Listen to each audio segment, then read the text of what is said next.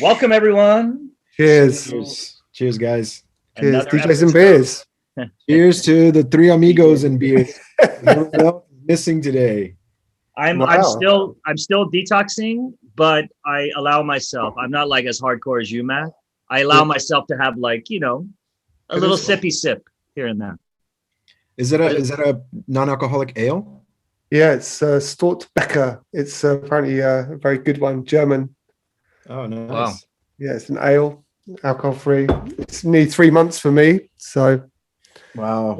David, your one looks amazing. Crispy cream, crispy lager. It's a Mexican lager by my homies at Sandbox Brewing that I went to pick it up last weekend. Wow, that's great. Yeah, it's really good. How did they the Krispy Kreme? How can they get away with using the Krispy Kreme logo on there? It says crispy lager. Yeah, but it looks like Krispy Kreme.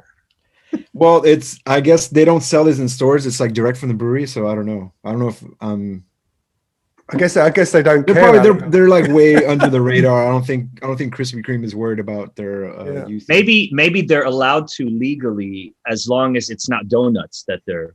Yeah, you're probably. If it's a different product, I think they're allowed to have it. That's true. Or maybe they just don't care, Or they don't. Like they probably don't care. I mean, there seems to be a lot of people in the world these days that just don't give a fuck, right? Well, dude, the funny thing is, I have to work with some of them. Yeah. Well, the thing with breweries right now, a lot of breweries are like they come up with clever names based off other companies' logos or artwork, and they do their spins on it. And some people are actually going after these breweries.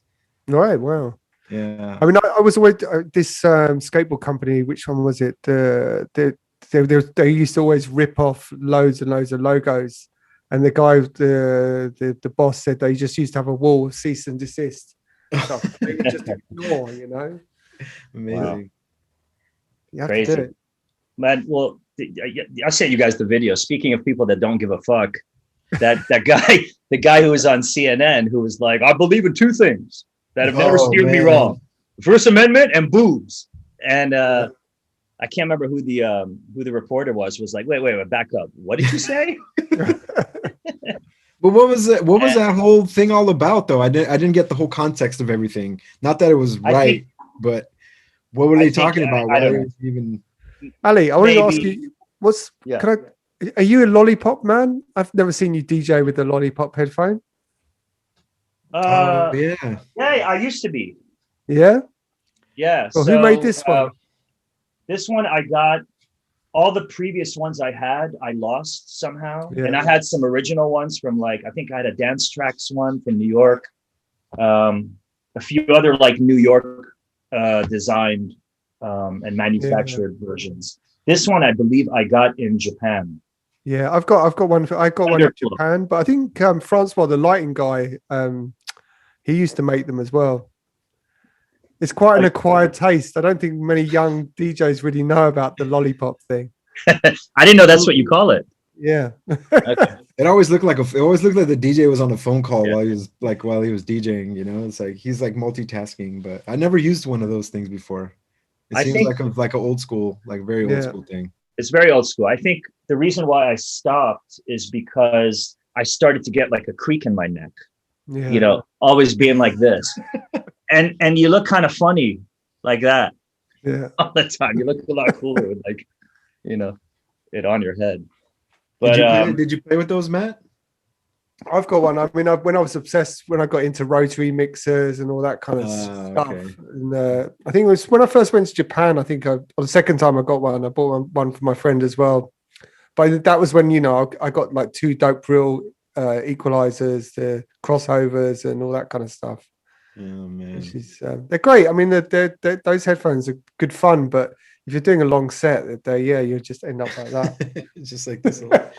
It was get like a headband, just strap it on one side. Yeah, I feel like the obsession that I don't know if all of us have this obsession, but like the obsession that we have with like classic technology, classic equipment, music equipment, DJ equipment.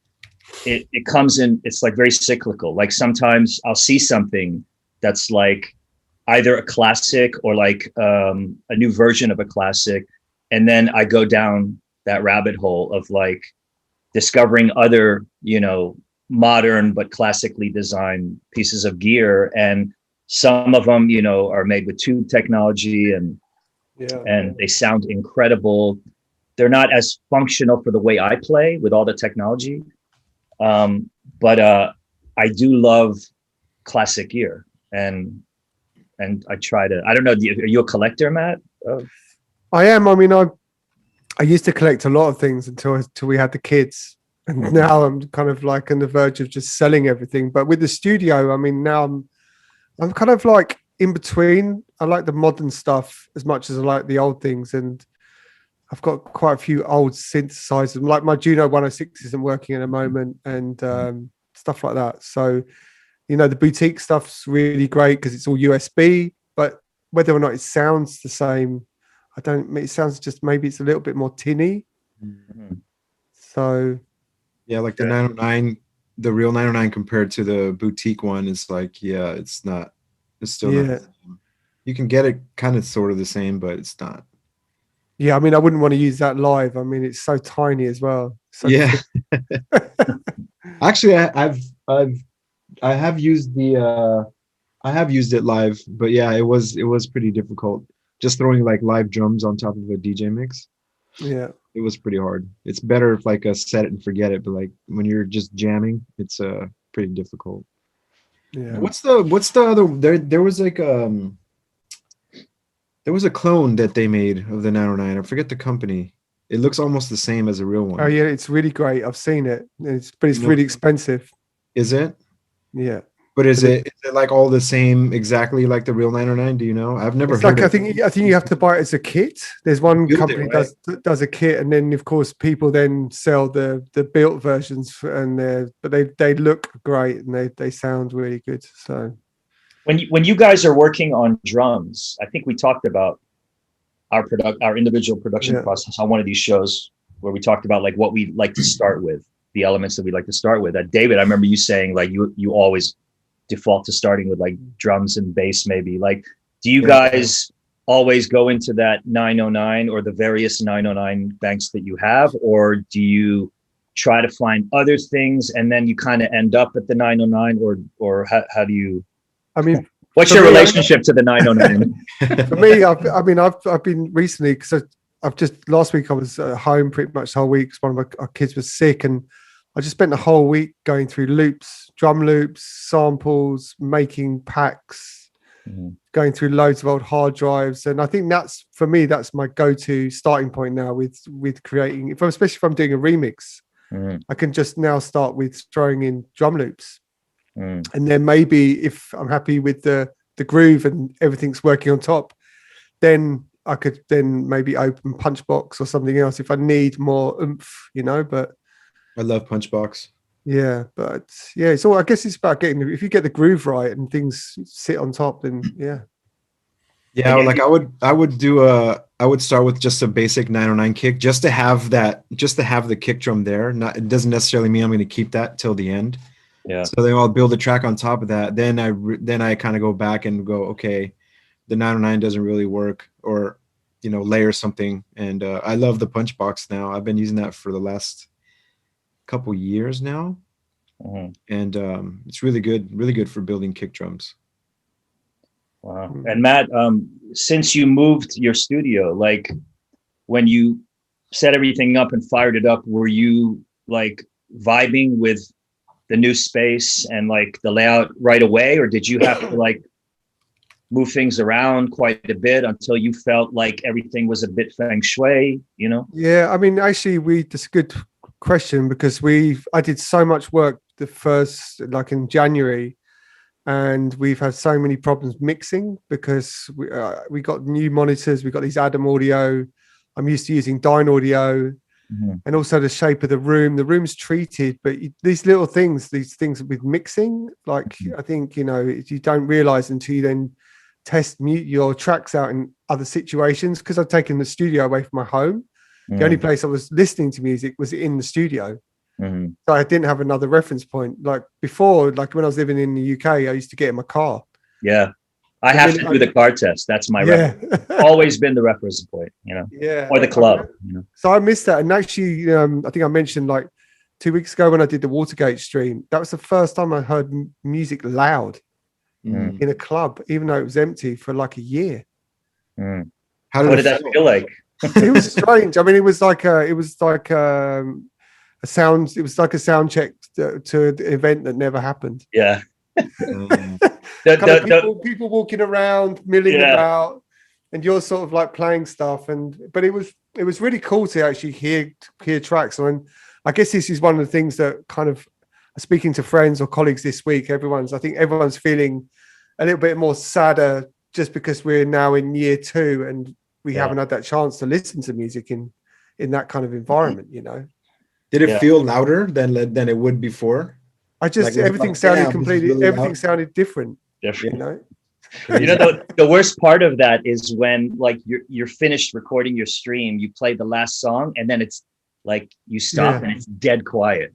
You can hear a pin drop, and then there's no cheers, clapping, as if you were playing until the end of the night. I mean, in Watergate, you don't even because of the way it's set up, and because you have to have social distancing between the people that are actually producing and filming it.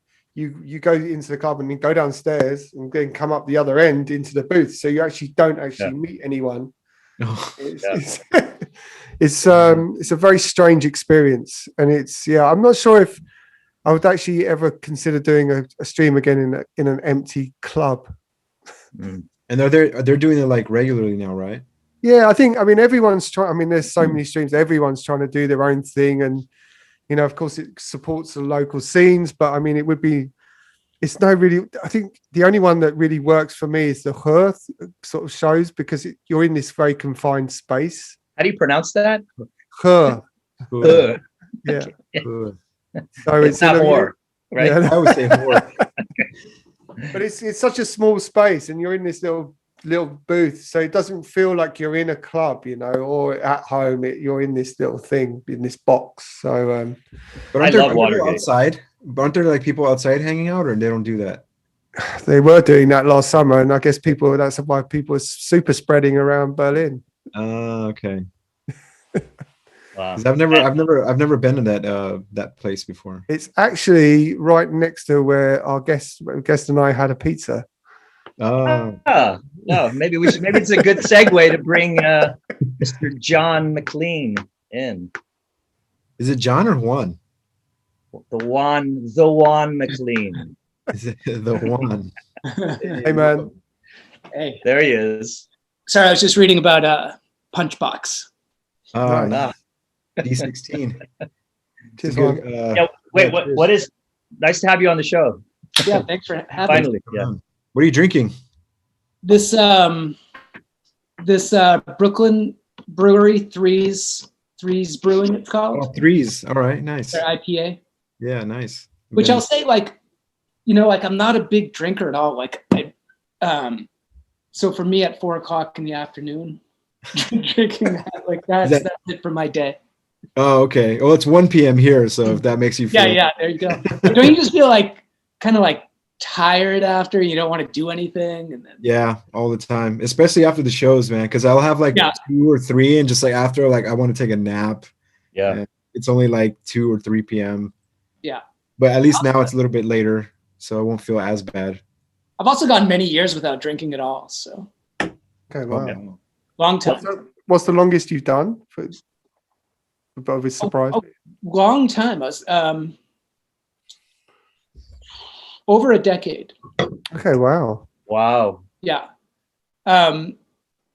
Yeah, and it's weird. Like I actually I like it. Like I love good beer, and like natural wine, but to me it's like the most uninteresting drug. But I will say, Allie, that reminds me. I never told you that time that we played at Knockdown Center. Yeah. Which was not. I mean, how long before the pandemic was that? Maybe that was June 2019. Okay. So, And then we went out for that amazing sushi at that. Yeah, like, just before. Yeah, with Dave P. Uh-huh.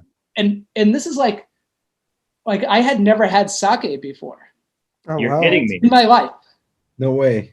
So then you're plying me with all this sake. And I was like, I was drunk by the time we got there. Yeah, and we had a bit of, there was a lot of, we had dinner quite early so that Yes. Yeah. Dave P. And you and we could all kind of sit together.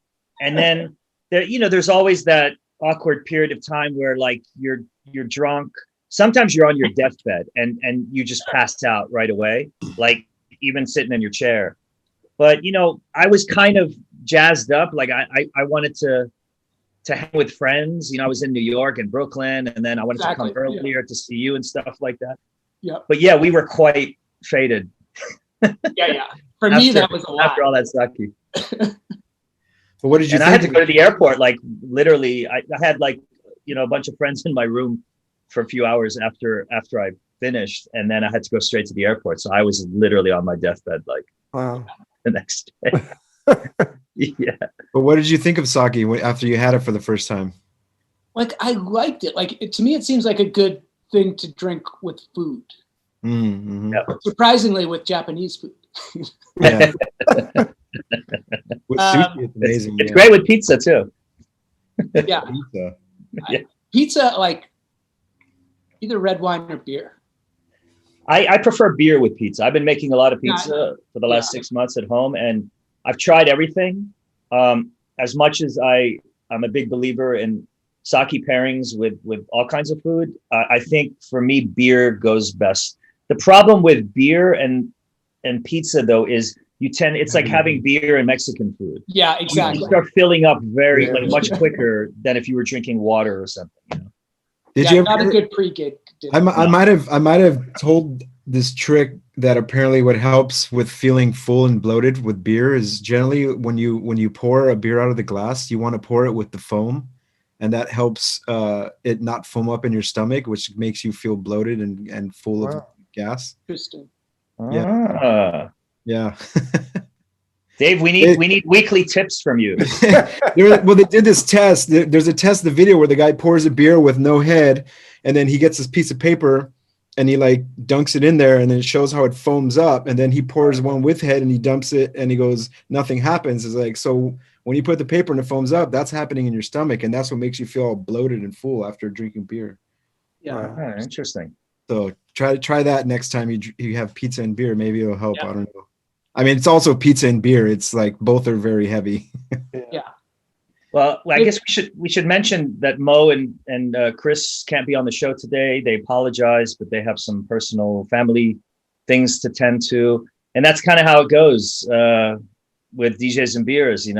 Certain people drop out at the last minute because we all got things that we're juggling. We all got things going on. Yeah, life is still happening, even though life is still happening. Yeah, even though we're not gigging really.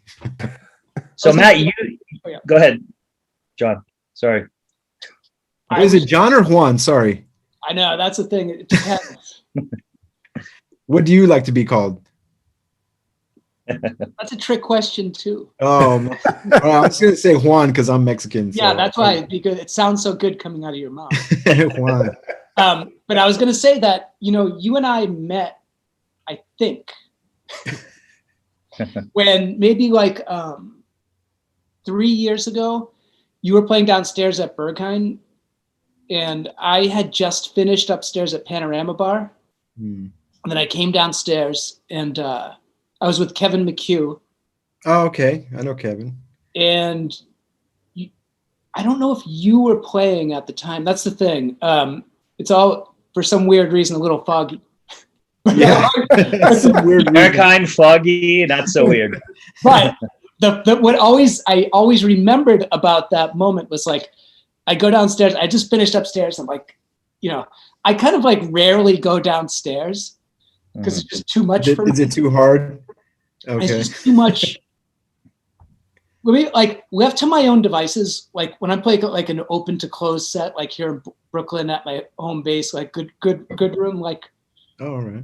I'll start at like 80 BPM.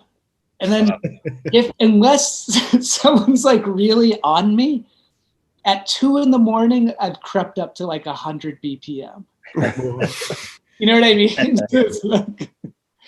Wow. Anyway, so I came down and I did meet like either you or Mo. I don't remember, but all I remember is there's this blonde woman. I said blonde, like American, probably from LA.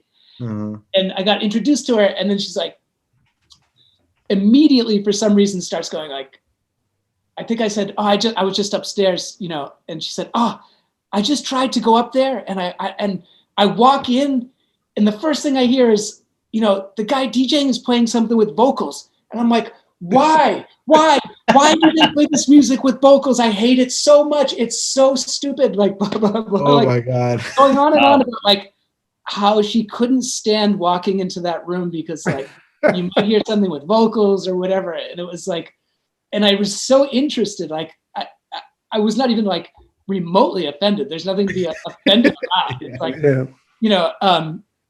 but the way she went on about it was like so intense. I've always been so intrigued by that. Like, she had no idea that was you playing. Oh, no idea. No, I never told her. Because then I didn't want to embarrass her, and I was like, and I wanted to hear what she had to say. Yeah, let her finish her thought.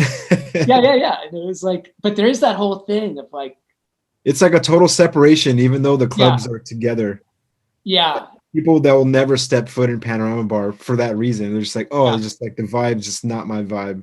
And then people from upstairs go downstairs and like, ugh, hell no. No, but I love the music though. That's the thing. I do.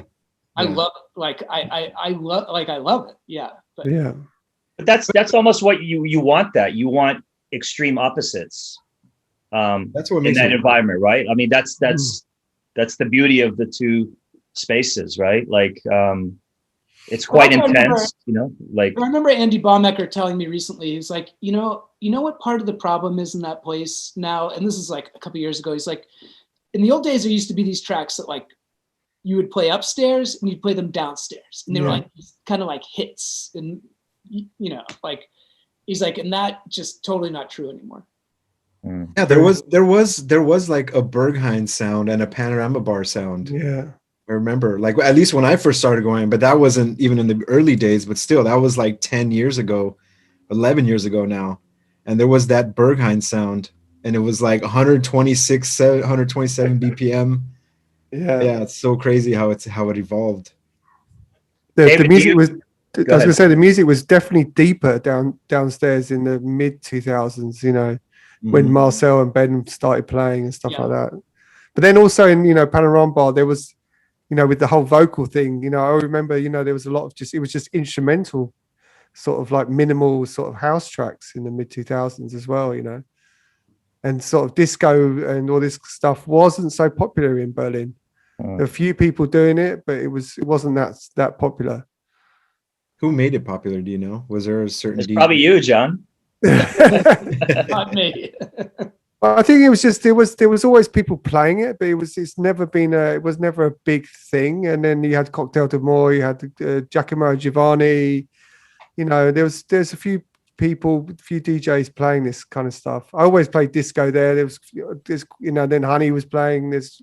It's become a lot broader upstairs, musically as well. There's times where I've gone up there and there's techno. Yeah, which is great. What the hell? I came up here to escape the damn techno, and then I walk in there, it's just like banging shit, and it's like, damn, what's going on? Are the people going for it? I just remember like it's packed. Yeah, every time I would be there, there would always be these moments where people would be hanging out, like sitting down, shooting the shit or at the bar or whatever. And then the DJ would play something or everybody would feel like, okay, now they're in a dancing mood. And then the energy would just be through the roof and you would hear screaming and stuff like that. And then it would subside and it just was constantly coming in. One time I sat there, I was talking to some people for hours and hours and hours. And I just kept hearing that in the background, like the lull and then like the crescendo and then the screams and then the lull again. It just went up and down, up and down. And I love that, you know, it was like this. They used to have the sound system used to actually go all the way around the bar. It was a lot louder. It used to be a lot louder. And then in the early days as well, it's a lot more hedonistic. There's a lot more people having sex everywhere upstairs. Until it became more touristic. And then it's become, before the pandemic, it was an exhibitionism in a different way with just this whole sort of fetish clothing and whatnot, you know. Like it's just become more mainstream, I guess. Yeah. Well, I think a lot of people go there and they're like, this is the thing I'm supposed to do when I'm there. And then the same way that I think DJs, like I noticed in Panorama Bar, it was like, oh, I have to play really hard in this place. In Panorama Bar? Yeah, I think it got a lot harder. Oh, well, yeah.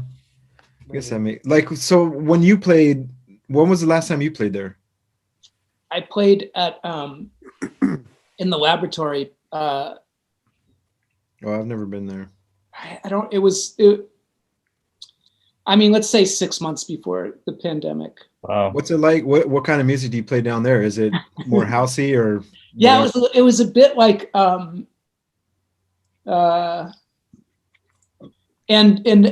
I asked because I actually was playing with Andy Baumecker. You know, I've known him for years, and I was like, so I'm not afraid to be like, because that place I still get so scared playing there every time. And like if it's a new situation, like if it's 4 o'clock on Sunday afternoon in Panorama Bar, it's no question. But playing down there, and I think he just said, Emperor Machine. It was like, just like chuggy kind of. And then throw in like Italo, like kind of cheesy stuff every once in a while. Yeah, it's funny because like even though I've played Berghain so many times, I still get nervous because I feel like you have to do really well in there, even though you can pretty much play anything and people are pretty much up for it. It's like DC-10 in Ibiza. I still get nervous. You're just like, is that true that you can really play anything though? I think, I mean, anything as far as like in the techno realm, you can kind of jump around. I'm not saying you can like play techno and then drop some like Tribe Called Quest and people can go, no. I mean more like tempo wise and things like that. People expect the fast stuff there now, but I've heard DJs drop it down to like, who was one time, actually the last time I played it was at Canding Ray. He played after me and he started off like at 125 and I finished like at 138 BPM. Yeah. And like everyone was still there, like just ready for it. So I was like, okay, that's kind of cool to know that people are still kind of up for it. Maybe because it's him, they expected that because that's his thing. Yeah. So, yeah. Wow. Well, I wanted to ask you, sorry, Ali, I was wanting to ask you, because the first time we met was actually at in Concord 2, which I think was like the early 2000s. It was one of the first LCD sound system gigs in the UK, I think. Yeah. And I was a support DJ. But I wanted to ask, so when did you first start DJing in clubs? In clubs, probably,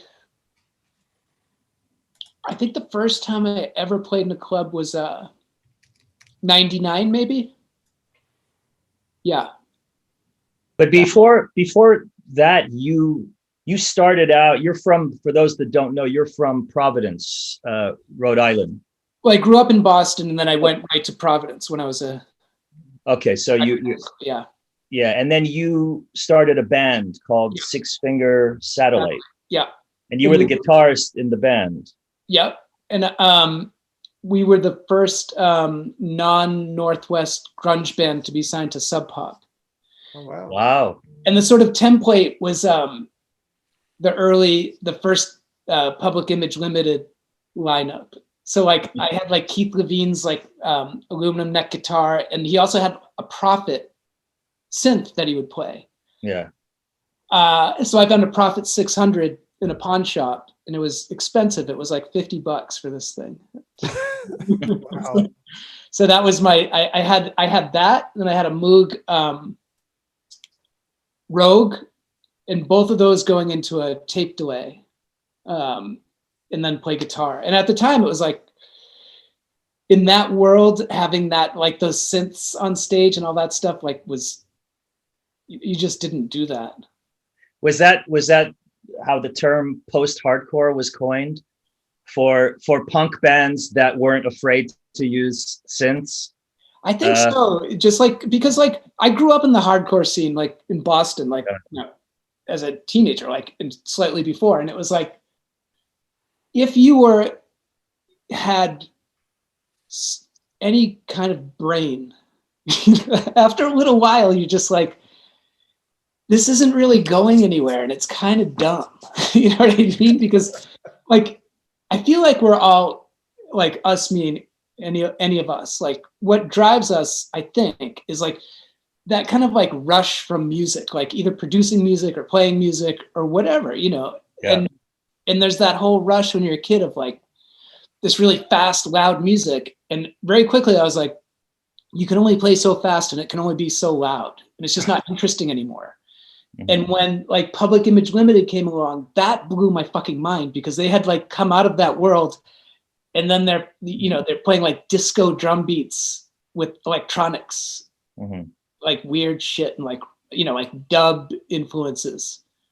So that kind of thing always appealed to me. So we were like really into disco, partly because we liked the music. And mm-hmm. if I'm honest, a lot of it was because it just was like it was the way to sort of like piss people off the most in that world. Because of that whole disco sucks kind of period that had happened. Yeah, and before, right? And things were so different back then. Like in hindsight, it's like, you know, our bass player who, you know, like wear like leather pants with like a mesh tank top and like sunglasses. It just was a different time. Like all that. Now I'm saying that, I'm like, why did I just say that? It doesn't sound like anything. But like when we'd be on tour and you're gay and you're wearing your leather pants and your mesh tank top and you're rolling through like some weird place like in Indiana on a Monday. Yeah. It was super scary. Like it was like, you know, it was ominous and like threatening. Like just the vibes around you would be like pull over somewhere. It was, I don't know. It's just, it was such a different time. Were you also, I wonder how much like the Clash were instrumental in bringing those two worlds together, like disco, the kind of whole disco kind of backbone with the post-punk or punk alternative, whatever kind of rock sound. Were you into the Clash? Was that something? Yeah. And like Sandinista, that album that had all this like really dubby stuff on it.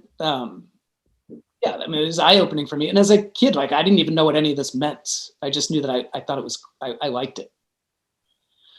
Wow. And so were you signed to Sub Pop from the get-go, from that first album, which came out in what? It was like, well, our first EP was 1990, but it was such a fucking like improbable career trajectory my whole life, actually, which is like form this band.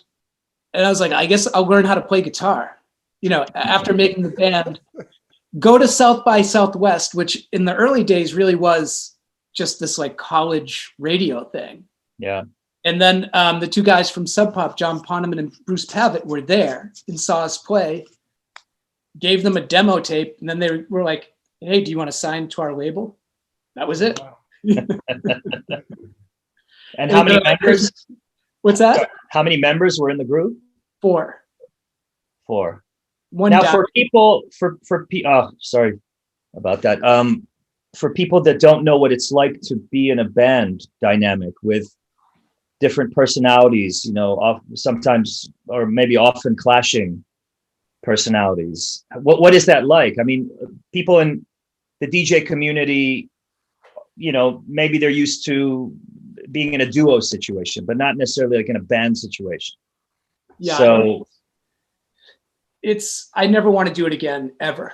It's like being married to 3 people. And at that time, it was like, to make things worse, like 2 people in the band were heroin addicts, and you're going on these tours, and it's like, you can't take a day. It's not like you can take days off or something. So we'd get to like the whole routine, you like roll up to whatever city.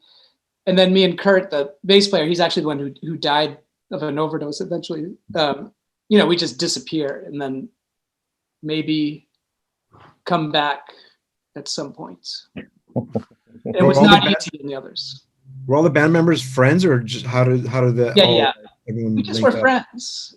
Yeah. We were just friends who loved music, and I was like, "Do you guys want to make a band?" And that's just kind of how it went. at what point within the band situation and signing to Sub Pop, at what point did you guys quit your day jobs?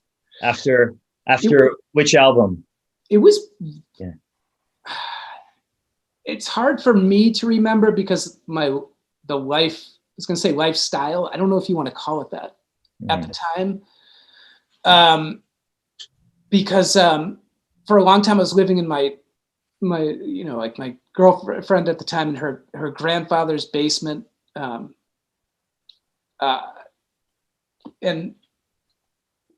I had like construction jobs and stuff like that. I remember not having to do that like pretty early on because we got advances to make records. So like the first advance, maybe the second one, was pretty sizable because Nirvana had was on Sub Pop and then went to a major label, and Sub Pop got like millions of dollars. So and I was always into recording. Like it was a really early thing for me having a 4-track. I got like as a teenager, I had like a 4-track and like a synth and a little drum machine. So it's like I why don't I just build a studio?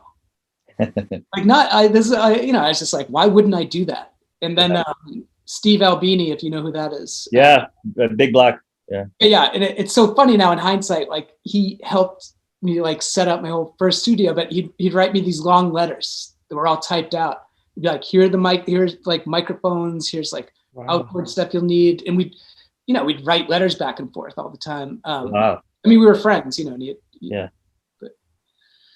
Wow. Was Steve based in Boston as well, or no? No, he's in Chicago. Chicago. Oh, that's right. Yeah. Yeah.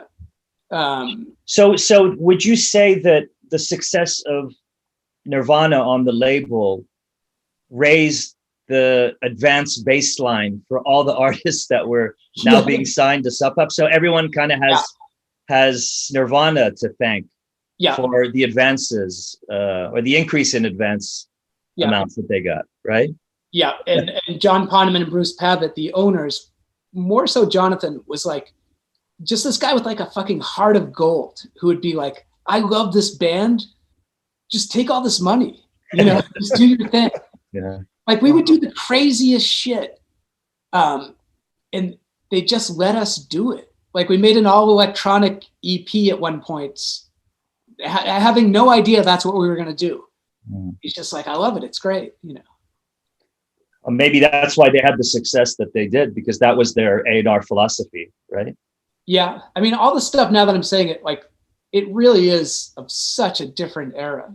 And how many records did you do for them? Why are you asking me? Either 4 or 5 LPs. I don't know. Oh wow! I can't remember. Wow. Have you distanced? Go ahead, Matt. I was just going to ask. So, did you tour internationally as well with the band? Yeah. Like we played. I wish I could remember these places that we played, like in Bristol and in Brighton. What was it like touring with bands? Like, I mean, that's something I would never know. Like with the pre-internet. I'm sure there's a whole crew behind it. John, like how do and this you can also answer with what David asked. How do some bands make it?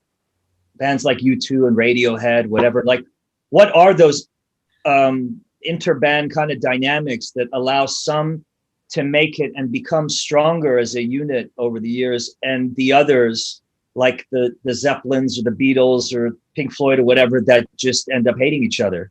Like Metallica. Well, a lot of those bands you named, like I think the driving force is probably that the insane amount of money that's on the line. And if you think about it, it's like, you know, you become literally an institution. And, you know, what else are you going to do after that? Like, if, you know, I don't know. It's like, I really think it's money. If you think money is the driver to bands staying, but you know, like, well, yeah, I guess, Zeppelin and Floyd and those bands, they all individually made so much money that there was no real need. If they didn't like each other, there was no reason to get back together and continue to give the public what they wanted, right? Yeah, I don't know, when you've made like all your millions and you're sitting in your fucking castle somewhere, I don't like, it's just a thing. Like, I to this day am my own worst enemy with this stuff, because I just love music so much, and money, I'm the most unambitious person. I just don't care. I want enough money to like to live on. Like DJing, you know, for some reason I remember signing to this is kind of embarrassing, but like Warner, do they have a booking agency? Warner Brothers? Warner Brothers. Wow, that's news to me. Or was it CAA? One of these things. I don't know why. William Morris, maybe? William Morris. You're right. That's what I'm thinking of. And then having a meeting with them. And this is like when I'm at like a real peak, you know, and I'm like just staying on the road endlessly, never going home, and having a meeting with them like in London. You know, like, what do you want to do? Blah, blah, blah. And I'm like, well, they were like, here's the deal. Like, these places you're playing now, we get you to this size club, you know, you'll make this much money. And then when you're doing that, the next thing will be within reach and you'll make this much money. That's where we want to get you. And then I said, but I like the places that I play now. They're all like 400, 500 capacity or smaller venues. I'm like, that's just what I like to do. Like, I don't like playing bigger places. And that was the end. But when you were going on tour internationally, I'm just curious, how does that work gear wise and band and manager? Oh no, I meant DJ. Oh, but I'm sorry. I meant to just go back to when we were talking about. Yeah. And that sucked because I had like my guitar setup that was so crucial to like my thing that I did. And then I remember going to like England, and instead of this high watt amp, I had to have like this cheesy Marshall amp, and like, so it's kind of like, I don't know what you don't take your gear with you, all the gear with you. Okay. Internationally, no. Okay. But like going around the United States, you're in this like roving unit, which is kind of awesome. I always thought it was awesome. Like, was it like a bus? No, we were always in a van that we'd sleep in. Or you'd have to sleep in it in some places because someone would steal your gear, so you sleep in the van. Wow. Which is always weird. The dude sleeping in the van at night because you're in an area that's bad enough you think someone's gonna steal it. Like, you don't go to sleep. Yeah. Oh, man. So were you kind of handling the production duties? I'm trying to draw a line from that project, Six Finger Satellite, and what you were doing with the band thing, to the DJing thing later. You had a studio, I read, called The Parlor. Yeah. This was your studio? Yeah. That's what we built with our first Sub Pop Advance. Okay. And first of all, what did the name mean? And second of all, do you feel like because you gave your studio a name, that somehow influenced the recording process in some way? Like, you know, I talked to somebody the other day, another DJ friend of mine who's also baking bread, and he gave his sourdough starter a name. Yeah. Bob is the name of his sourdough starter. And I never thought for a second to like name my starter, which is in the corner over there. But did you feel like that's something you needed to do? Like, or was it like a hangout place and you needed a name? I think that's why we called it The Parlor, which was like a funny, like, I don't know if they have that anywhere else, but like growing up like in Boston, it would be like, you had like it was a room Pala. in the apartment, the Pala. You know? Pala. Why don't you have that accent? Why don't you have the Boston? Why don't you have that You know, Boston? it's an interesting thing with people my age. I didn't know that I didn't know this until later, that was actually a phenomenon that people, when I went to college, I got there and people were laughing at me by the way I talk. And I'm like, I talk like I'm fucking retarded. You know what I mean? You can do it. And Okay. and it was like a whatever accent I had, it was a very conscious thing of like, I can't talk this way anymore because no one's going to take me seriously. And then I learned that I heard a thing on NPR once that was about this whole generation of people that did that, especially because people like me, like I was the first one in my family to go to college. So it was like this wave of like these first, like, especially like Irish, you know, like South Boston people, whatever. You go to college and you want to be smart. I think retarded is the one word that everybody likes to say in a bit. Yeah, and it's not, I know it's like, I say that. That's retarded. I say that with a knowing that You can't say be that. saying that word, but that it was like every other word when you're growing up there, and you know. So you consciously changed your accent because you didn't want to. Wow. Yeah, I mean, you know, my mother can't pronounce R's really, you know. She's like, The car. but there's some things I can't say, like you keep your clothes in a drawer. The drawer. I haven't heard that one before. Like I remember looking up on Google maybe a couple years ago because I was curious. I'm like, how did accents happen from from east to west? Like if you notice, the further west you go, there's less of an accent, maybe because I'm from here, but it's from all the mixtures of languages from back in the day. You got like the Germans, the Polish, English, Irish, and then eventually they all get melded together into this crazy English versus like in the South, how there's a certain sound and the Midwest has a certain sound because depending on the people who settled there and in the very early days of the United States, which is kind of crazy. You do have an accent. Yeah, I know. That's what I'm saying. I don't think I do. I don't think you have. You don't think you do, or you do think you do? I don't think I do. Oh yeah, you have a strong accent. Yeah. But how? Like, is it a West Coast thing? Because that's people have told me this before. Like, yeah, you sound like you're from LA. It's like, damn. That's weird. Totally. It's like 100% LA. That's so weird. David, do you say totally? I say totally. Totally? Yeah. You say awesome? I say rad. I say dude a lot. Yeah. I say awesome. Where did bro come from? That's the most annoying one. Bro.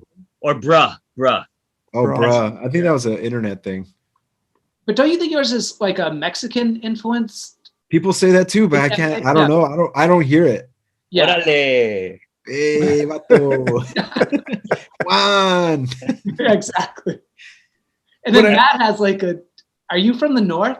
I'm from the south. I'm from South London. Ah. Yeah. But you have Alec doesn't really have an accent. I don't think. Sorry? Me?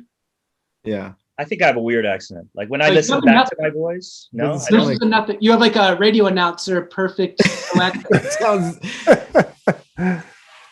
Take that as a compliment. But Matt's I can never really place. Like I'm not good at that. He's got the geezer accent. Yeah. Yeah. I was born in deepest South London, so. Yeah. Geezer. But I mean, in the UK, the accents change literally within miles. You know, it's crazy. Yeah. So, John, like, okay, the band, you released how many albums? 5, 4? I don't know right now, but 4 or 5. 4 or 5. Okay. go on Discogs. And you're continuing in the band, and all the albums were for Sub Pop? Yeah, everything. And so musically, how are you evolving within the band? Are you listening to, I know at a certain point, James Murphy, that's how you met James Murphy. Well, maybe you want to talk about how you met James Murphy. He started as someone you guys brought in to do your live tour PA at a certain point, right? Yeah, James was at NYU, and a friend of mine was at NYU and had just gone to NYU, and I was visiting him there, and this is like the late 80s, I guess, late 80s. And my friend was like, oh, you have to meet this guy, James, who lives upstairs. He has a 4-track, because I had a 4-track. It was like, you guys should, back then it was pretty wild to be doing that stuff. So that's when I met him. It was like late 80s. And then we were friends. And then pretty early on in Six Finger Satellite, he just became our live sound engineer. So he's basically like a 5th member of the band. So we'd just be always on tour together. And James and I were always the ones, like in bands, I feel like there's always camps, and James, James and I were always allied and then musically, like we were, because from the beginning, like when I was in high school, like I loved Kraftwerk, but I didn't know, it took me until like, I don't know, mid 90s maybe, that when I read something like, oh, these guys in Detroit were really influenced by Kraftwerk doing this stuff. And that's when I bought like No UFOs was my first techno 12-inch, if you want, and that's when I was like, what is this? Like, how is this made? And all this stuff. And James, we just got super into, like, I have to say, like really taken in by what was called IDM, then like super taken in by that stuff. And were you? Yeah. Go ahead.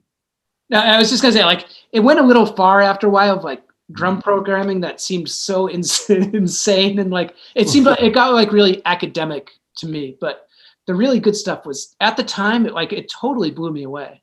That and Basic Channel, those were the things that. I mean, a lot of the IDM stuff is really sort of it still sounds great, It's not. It's timeless, a lot of it, and people are actually kind of trying to replicate it now. It's now becoming a thing again, or it has become a thing. Exactly. Do they still call it IDM now? That's why I hesitated. I don't know. I don't know either. I feel For like lack of a better genre expression. Like an old term, maybe. Yeah. John, did you ever threaten to replace your drummer in the band with a drum machine? Did that conversation ever happen? I mean, it's a little bit of a, you'll laugh along the way, but don't feel bad at the end of the story. Okay. And Matt, when I first met Matt, actually, this came into play a little bit, but Jerry Fuchs, who was the drummer in the Juan Maclean, I'd never let him wear headphones because I thought it just looked really bad, like when he's playing drums, to be wearing headphones. So I had an MPC that everything was like sequenced through, like the MPC. There was, and he would. So I'd put like the kick and snare and hi-hats, whatever, in his monitor, and he'd play along to them. And we were doing some kind of interview, and during the interview, which was videotaped, they were like, "Why don't you just wear headphones?" And he was like, "Oh, Juan doesn't let me. He thinks it looks bad or something." Got in this kind of argument about it. It was after a gig. It was like a fake argument. And he's like, "Why don't you just have MIDI jacks put in me? Then you can just plug me in, and whatever. And then it'd play me." I was like, "Yeah, good idea." And then he was an illustrator, and he had, he went and got MIDI jacks tattooed in the back of his arm. Wow. And I have it, like, that's what I have on my hand right there. Wow. Because then he, in 2009, we were like home for a few days between tours, and he fell down an elevator shaft and died. And so got me and James and a few other people went and got these tattoos that he had. So. Wow. I'm sorry. But yeah. And so were you an only child, or do you have brothers and sisters? I'm what they call the Irish prince. 3 oldest male, 3 younger sisters. Oh, wow. Much to their still, like, resentment. And what did your parents think of you pursuing a career in music? I'm guessing the siblings weren't dabbling in a musical career? No, not at all. They're pretty like, no. But it's weird. Like my parents are like, these really like I mean, how do you say that? Like, my mother grew up in Dorchester, if you know what that is, in Boston. Like a pretty rough, like working class Irish Catholic area. And then like, so, you know, when I'm playing gigs and stuff in this band, like pretty early on, like I'm still like in my late teens, and my parents would come to them. Like they were always super supportive. They'd always come to the gigs, and then segueing into the Juan Maclean, like if I was DJing somewhere, like they'd come or whatever. It was funny. Yeah. My father threatened to beat up Tim Sweeney once after a gig. Tim said he'd never go back to Boston after. And basically so the band split up, and I read that you took some time off from music altogether, right? You started teaching. Yeah. It split up because I quit. Like we had finished our last album and we're about to go on tour. And I was like, I just can't do this anymore. Like the pressure of like being in a band with like 3 other people. And it was relentless touring. Like you just go on tour for months at a time. I was just so tired of it. And my way of dealing with it was just to quit. And I was so tired of all of it that I was like, I never want to listen to music again the rest of my life. I mean, seriously, like I tried to make myself like classical music, which didn't work. And I was like, I just don't want to do it. Yeah. And I went back to school and got my degree in English and got a job because of legal things I couldn't teach in this regular school, but I taught in a treatment facility for adolescents at the school there, which mostly was like breaking up a lot of fights and that kind of thing. But I set up, and this is like late 90s. And we got a grant from McDonald's to buy a bunch of computers. And I set them up with Rebirth when that came out. Remember that? Yeah. You ever have that? It had like the 909, the 808, the 303. I fucking loved that thing. Yeah. And I set up like this electronic music program for the kids, and they loved it. You know, but it was like honestly the most depressing time of my entire life. Like I was suicidally depressed. Wow. And not really understanding why. Like that I was denying like this, you know, like I was made to make music. Like and James Murphy, he's the one that like kind of saw all of this and what was happening. And I always said like kind of tricked me back into making music. It was like I went to New York and like I realized like him and Tim Goldsworthy had set this up ahead of time, but we were like walking down the street, you know, in the late 90s, sometime like probably like 99, 98, and we walked by this like pawn shop, and Tim Goldsworthy was like, "Oh, that looks like a sampler in there or something." You know, we walk in, it's like an Akai S1000. And they knew that it was there, and they're gonna, you know, they bought me that in like a cracked version of Logic. I don't even know if it was called Logic then. So I had like, and then set me up with like this little music production thing for at home. Mm-hmm. Like with remember the first IMAX, like the bubble thing that they were covering. I made my whole first album. Like it was that, a Juno 106, the S1000, a Waldorf Micro Q, a couple other things. And that's how you know. And you were depressed because you didn't, deep down inside, you didn't want to leave music, but you wanted to leave the band, and you wanted to leave that whole situation that you were in with the other guys, right?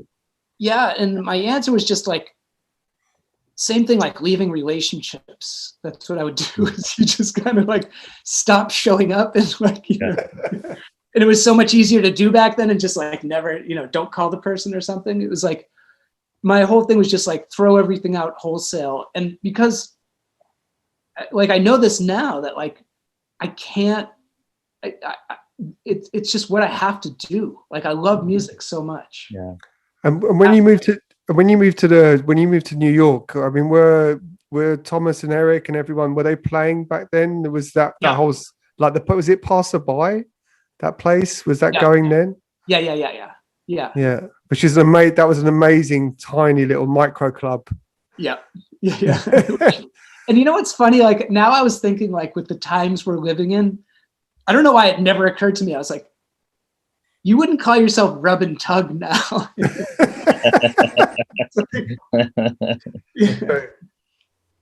But did you get, when you went to New York then, were you fully back into nightlife and like soaking it all up and back? Yeah, but I was like teaching at the same time. So it was Wow. weird because, like, I made my first 12-inch, which immediately, you know, like, I thought it was just going to be like this, like a hobby again or something, like just like this hobby. Like, I like sitting in my bedroom, like making tracks. And then my first 12-inch comes out, and, like, you know, I'd like go to the bookstore and open up some like DJ magazine and read about it or something, or some DJ playing it. And then I'd like go back to fucking work, like teaching. Like, so were you teaching in Boston or you were teaching in New York this a time? little north of Boston. Okay. Because I wanted to, I moved out of the city. Like, I just wanted to, I lived like kind of out in the country, and like had a wood stove, and I was really into like chopping wood and like, you know, all this stuff. I was like, I never So wanted. you were like pre-hipster. Yes, but it was really this thing of like, I just don't want to be a part of any of that stuff anymore. I'm so tired of it. Like, but at the same time, I mean, you must have been aware. I mean, this is the time when like New York was the melting pot of new talent, like the Strokes, and like in every way, like dance music, electronic, you know, everything, like indie music. It was all kind of, there was so much bubbling or coming through, wasn't there? Well, in the late 90s, not so much. Yeah.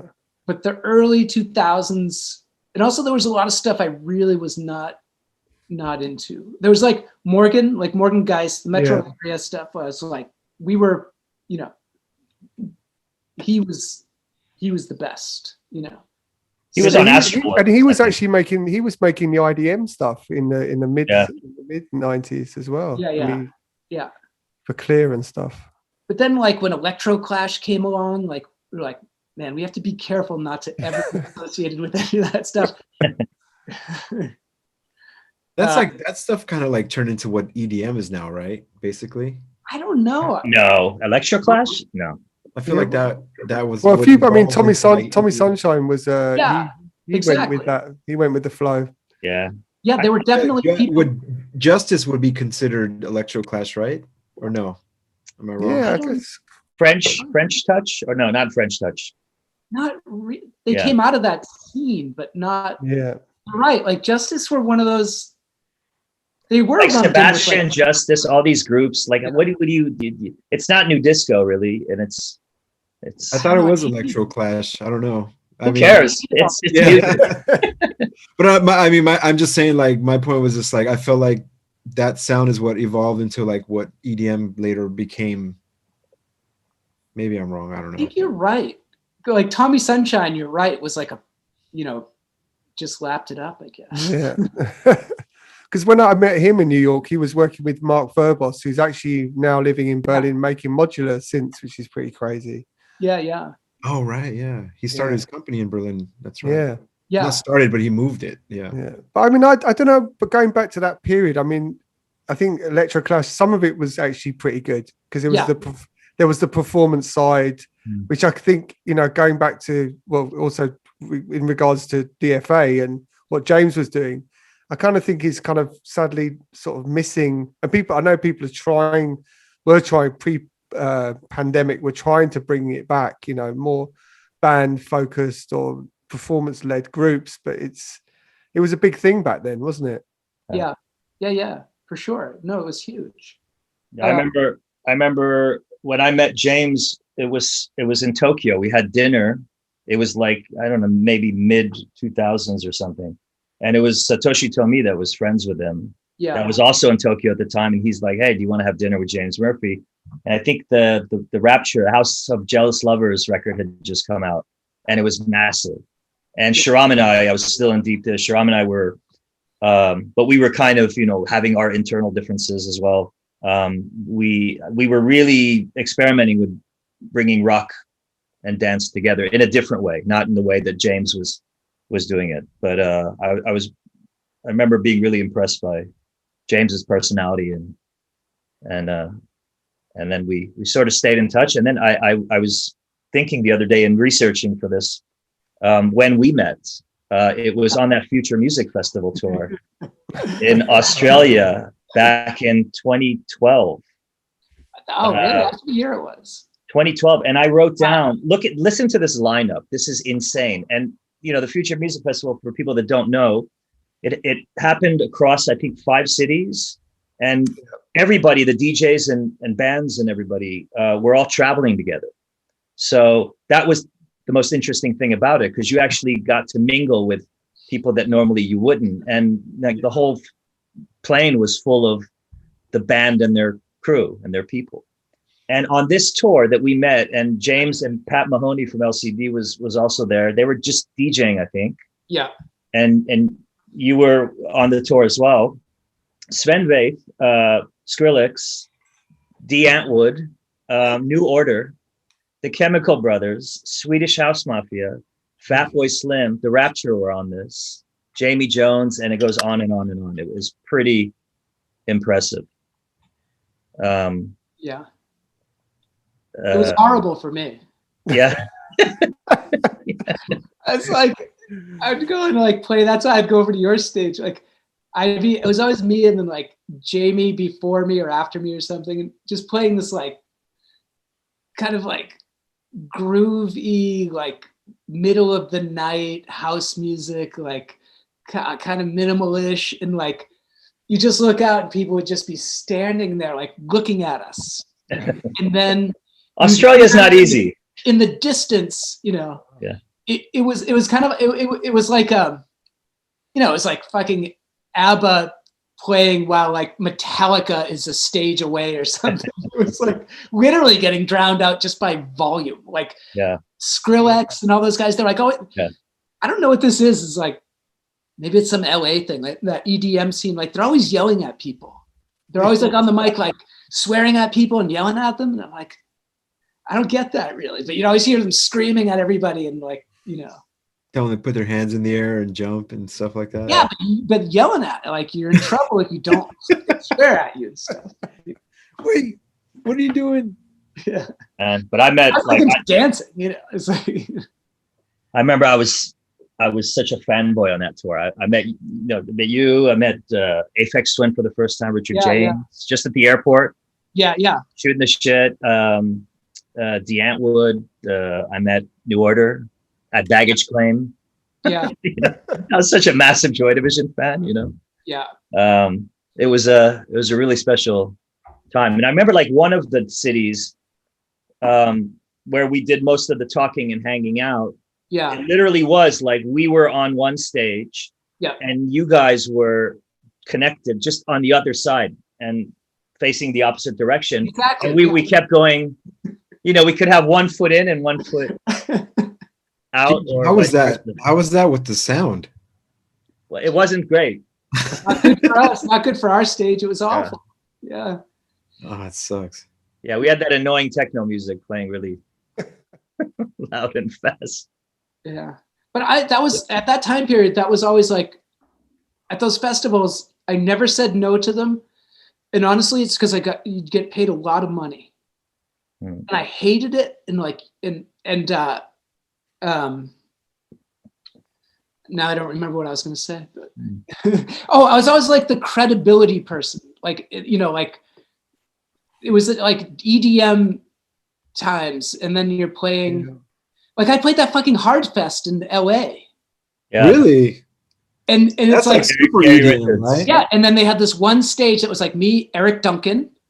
I forget who else, but it was like, it's always like the credibility people or something. And then, I mean, on the one hand, like kids came over and they'd be like, that's cool. Like, what do you call that music you're playing?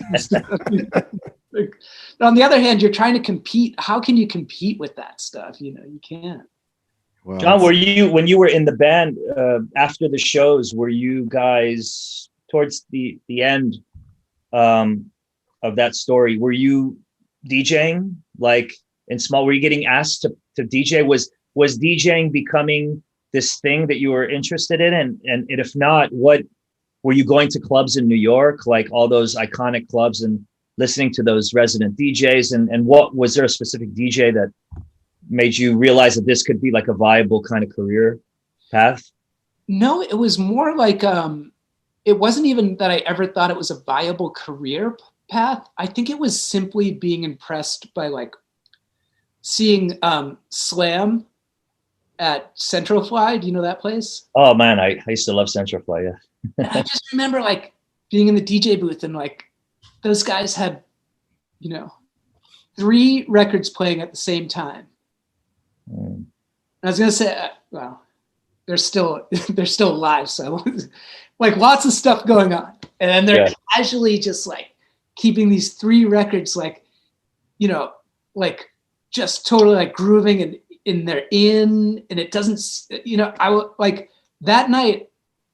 I had never seen anyone do that, and I had never been like in a DJ booth before, and I was like, and just on like even a technical level. It was the same thing as like seeing like a favorite guitar player or something. I was like, that's why I want to fucking do. Like I'm sitting at home, like trying to mix like my like little like, records together. And it was a real like, kick in the ass to be like, you could do this really fucking crazy, serious thing. I don't know. And yeah. And you were right there alongside the success that James was having with the bands that he was producing, the record label, and eventually LCD. You guys, that was all happening to you both at the same time. Well, DFA started because like I had made my first 12-inch, and I was in New York, like, and James was like, let's go for a walk or something. We go for a walk. He's like, you could probably give this to like Sub Pop or something, or some label. And then he said, me and Tim are thinking of starting a label. Like, how would you feel if we just put it out? And I didn't care. I was like, yeah, sounds good to me. Like, great, cool. Nobody, if 50 people bought it, I'd be totally happy. And then so it was started to put out that in House of Jealous Lovers. Mm-hmm. And then those just exploded. And then James, like LCD Sound System was just him doing this stuff in the studio. And then he did the first one. And I think still to that point, he was like, he thought I was going to be, he would just be again, the guy behind the scenes. And I would be I don't know what, who knows? We had no idea what anything was going to happen at the time. I remember when I sent you the flyer art for this, I asked you, it didn't have the Juan Maclean. Yeah. I said with or without the, and you're like, definitely without. Yeah. But I remember one of the things that was so striking for me about the name was the usage of the word the before. Yeah, Juan Maclean, which was simply because it's fascinating to be like, what does that mean though? What it's like someone saying the Ali Shirazinia or like the Dubfire, the Truncate. Yeah. It's like what does that mean? What's going on? I think if you put the in front, it sounds like a band name. Like, well, I was gonna say, is it because did you start with Nancy Wang, who also plays keyboards for LCD? Did you start this with her and some other members? And is that the Juan Maclean, signal that this was like a band dynamic or no? No, it was that was James's idea, and it was just like, you know what? If you put a the in front of it, it would sound like more important. There was an actual conversation that was had. Yeah, that was it. I mean, I remember it, and that was about the size of it. And I was like, and again at the time, I'm like, who's gonna care? Like when I'm DJing at APT down the street, like on what nights were those? Like Monday night or something? Nobody cared. Like there's no consideration for any of this. Like we didn't think any of it really meant anything. But when did Juan come in? Well, the whole story with that, it's like, and I always feel funny, like with, Well, it's funny because like I go to Mexico and they're like, the first time I ever went to Mexico to DJ, and, you know, and then I'm standing there. This is before iPhones, you know, but we still have cell phones. And like maybe the promoter called me. He's like picking me up. He's like, I'm looking, you know. First he's speaking Spanish, and I'm like, he's like, I can't see you, and I'm like, I'm next to the green pole, you know, with the thing on it. He's like, I'm next to the green pole with the thing on it. I'm like, I hear you. And then he turns around. He's like, he was so confused. And he just starts laughing. And we were both just laughing. And he's like, this is the funniest thing I've ever seen in my life. Like, I'm the whitest of the white people. He's like, Juan? Yeah. Maybe that's why it was always, I was fascinated by that. It was always this thing I wondered about, you know. There was a moment when like a year, like last summer, where I think I like sort of like shut down my social media and stuff because there were some grumblings of like, I'm going to have to change my name. And again, the whole name came about because I was in the studio like with James, just I think maybe working on my first 12-inch or something. Mm-hmm. And Marcus Lampkin, who was Shit Robot, would become Shit Robot, was down the hall like getting stoned, and then James and I are listening back to this track done, and he just walks in. And he goes, and it was like a real like Juan Atkins kind of tribute. And he walks in, he goes, oh, in his Irish accent, he's like, who do you think you are? You think you're Juan Maclean? And all of us just looked at each other and James said, that'll be your name. And then like 10 minutes later, that's when he was like, you know what? Put a "the" in front of it. It'll just sound more important or something. And then it kind of just like, I never thought anything about it. And then last year, it really like, I had to do all this soul searching because I don't know. It's weird because like then like all my Mexican friends, because I asked people straight up, I was like, I know this would be a hard thing to say to me, but I really want your honest response to this. Like, are you offended or, you know, do you think I should change my name, or like, I'm happy to do it, or any of these things? And never was it coming from that side. It seemed to be a lot of like European people coming at, there wasn't a lot. There was just like some little bit of grumblings, and then it just went away. So I don't know. So you got some flack for it? Just like in that moment, like last summer when it was like, you just get flack for anything. Being a dude. I think it's hilarious. I mean, the name, the like Juan, like, I don't know. Yeah. But it's always like people of like some kind of Latin descent who are like, oh, it's so funny, and it's like whatever. Well, that like when the beginning when I asked you, I was like, do you want to be called John or Juan? I thought maybe your background was like you had some Spanish background or something. That's why the Juan is in there. I don't know. My mother worked at, before she retired, worked at a at a car service in Boston. She was like the only white person there, like with lots of, and she said all the ladies came in when my first record, they came in, they're like, oh, Pat, like, it's so cool you named your son Juan. Like, like, amazing, like, oh, That's great. So like did you start doing everything on your own as the Juan Maclean, and then like later Nancy was doing the vocals for all the singers? Again, this is, I feel like all of my music careers have been me. Like, it just seems so unlikely, these things. James and I were in the studio working on my second 12-inch, which is called You Can't Have It Both Ways. And we were like, this is like this arpeggiator kind of Marauder-esque kind of thing. And we were like, it would be cool to have vocals on this. Like, yeah, it'd be like cool if it was and then James and I both did vocal stuff and it didn't really work. It'd be cool to have a girl do some. And James literally said, I remember he literally said, I know a girl Just not a girl that can sing. He just said, I know a girl. And we just called Nancy. Literally called her on the phone. It was like, do you want to sing on a thing? She'd never sang before. And she was like, yeah. And then she came to the studio and that was it. It's a good thing that you didn't have the run-in with that girl at Panorama Bar. Yeah, exactly. Because you know, that could have changed your whole trajectory. And it's this funny thing because down the vocal, you know, kind of. And I built like a whole career on like a lot of it. Like it's funny, like, you know, on like working with Nancy, who really dislikes dance music.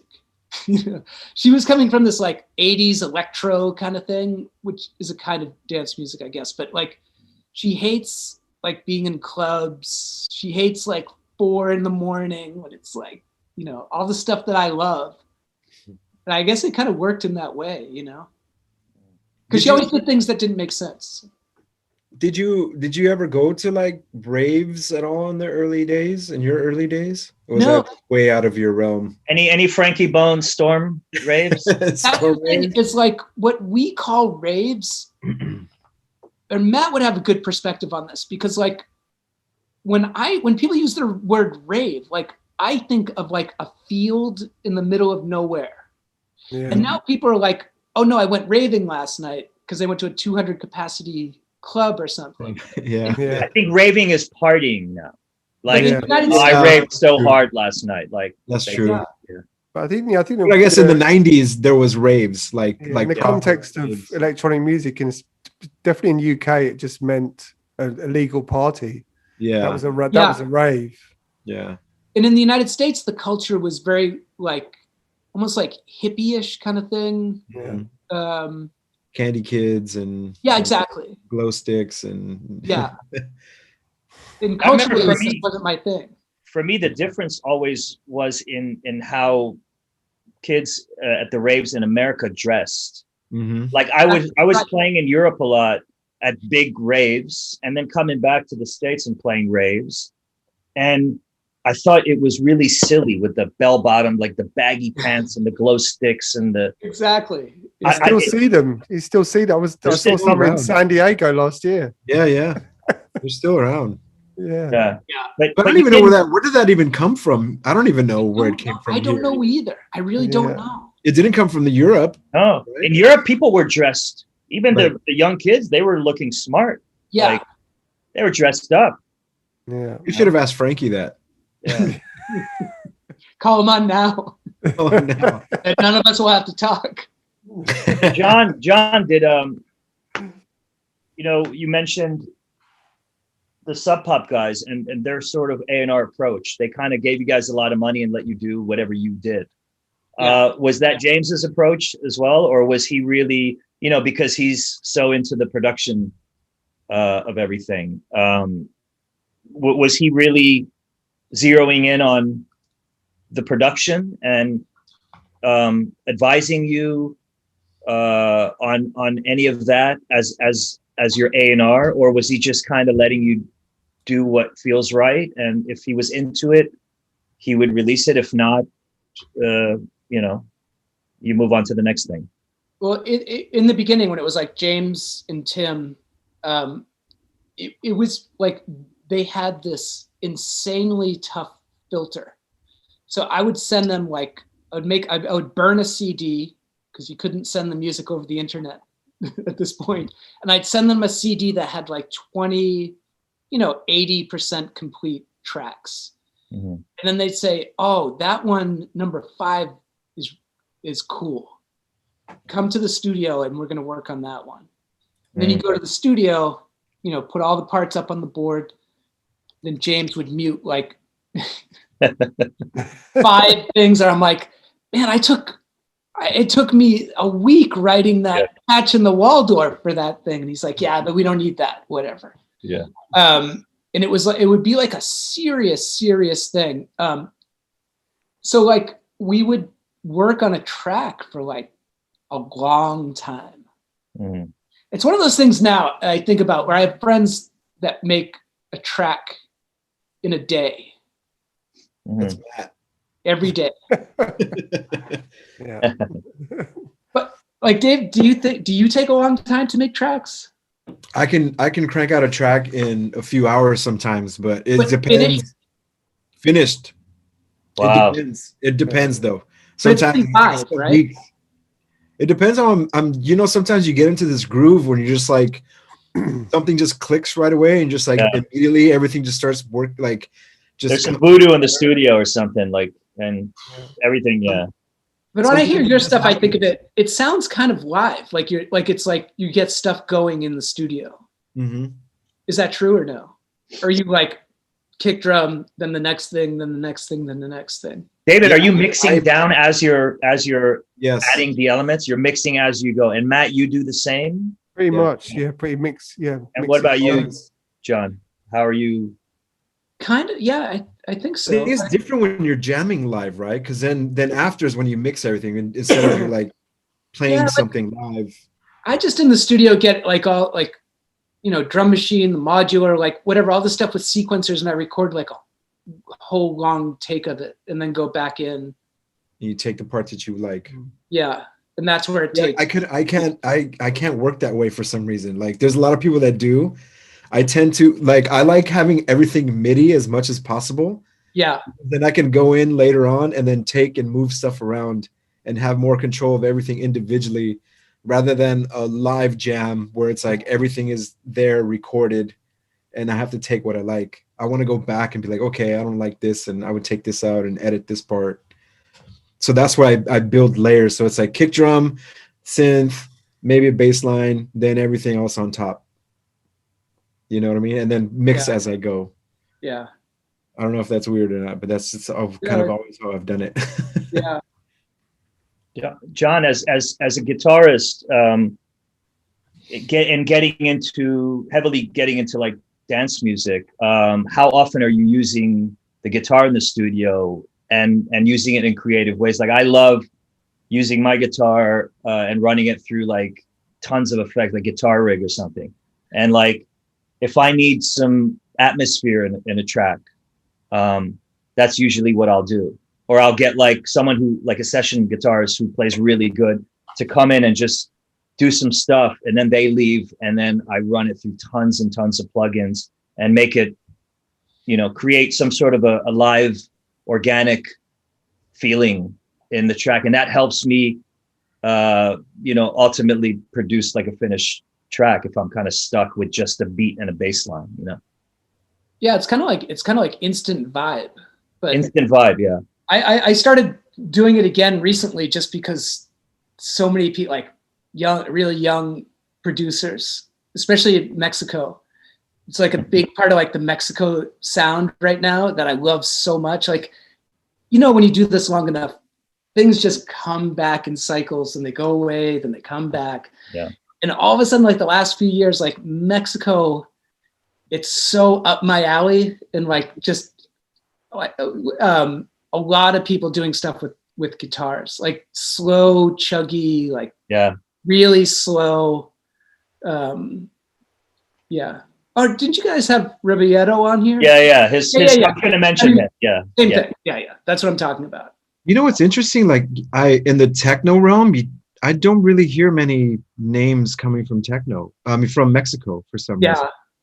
I wonder what is that? Like, I thought you were going to say about guitars in techno. Me too. No, I don't know any techno in general. I don't really know any Mexican producers. No. I mean, there's Luis Flores, which is a good friend of mine. He's from Mexico. Yeah. He's been doing it for a long time, but he lives in Berlin now. Yeah. But honestly, outside of that, and if Hector, who has the whole Vatos Locos brand, but he's not really. He's more like Romanian sound. It's not really techno. Yeah, that's why it's a big country. And how is techno like? I'm sure there are. Don't get me wrong, but you don't really hear about. And they love techno. They do. When you play down there, it's popping. But it also gets into this funny territory where like, and I fucking hate this conversation of like, what is techno? Like sometimes like. Yeah, your definition is probably a bit different than mine. No, I think I have the same as yours, because someone recently was like, do you know the label Correspondent? Yeah, of course. Yeah. Like, I'm putting out my second release with them is coming out soon. And someone was like, "Oh, you know that the yeah, it's a good techno label or something, or you're making this techno."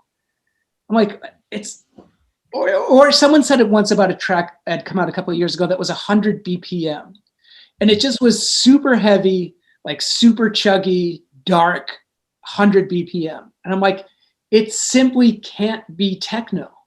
That's more like EDM. I have a lot of those tracks, like electronic body music kind of. Elon Musk call EDM techno. Yeah. EBM or EDM? EBM, electronic body saying music. EBM, yeah. EBM, yeah. Yeah. No, but Electronic body. Elon Musk goes on Twitter talking about he loves techno music, and then he plays it. And it's like EDM music, basically. Right. It's like super pop. So like the definition of techno is like how it was in the 90s. You know, like remember you called everything that was dance music techno. Yeah, everything. Now it's like EDM. That's what your mother said. It's all techno. Yeah, like techno music. But do you think like 100 BPM track, can it ever be techno? Yes. So. You No, say, definitely. I'll send you some examples. but I know what you're gonna say. I know. It could sound like techno, but Right. like Yeah. how are you? Gonna Here's why I say this, because of how super anal I am with like how I organize my iTunes playlists in my DJ laptop. It's like everything has to have a descriptive. Well, I have folders, like genre folders, and then everything has to have like a further description and the ID3 tag. And I have a lot of like, so I'll have a folder called mid-tempo, that like a mid-tempo like new disco indie kind of track could go into, but also like a techno EBM track. I mean, I have techno tracks that are like one like drum and bass style and techno and feel. So I think there are good examples of that. And that's where music for me starts to get really, really interesting and experimental, but in the best possible way. Definitely. But what does Matt make? I make everything. I mean, That makes everything. Yeah. Yeah. Tech See, house.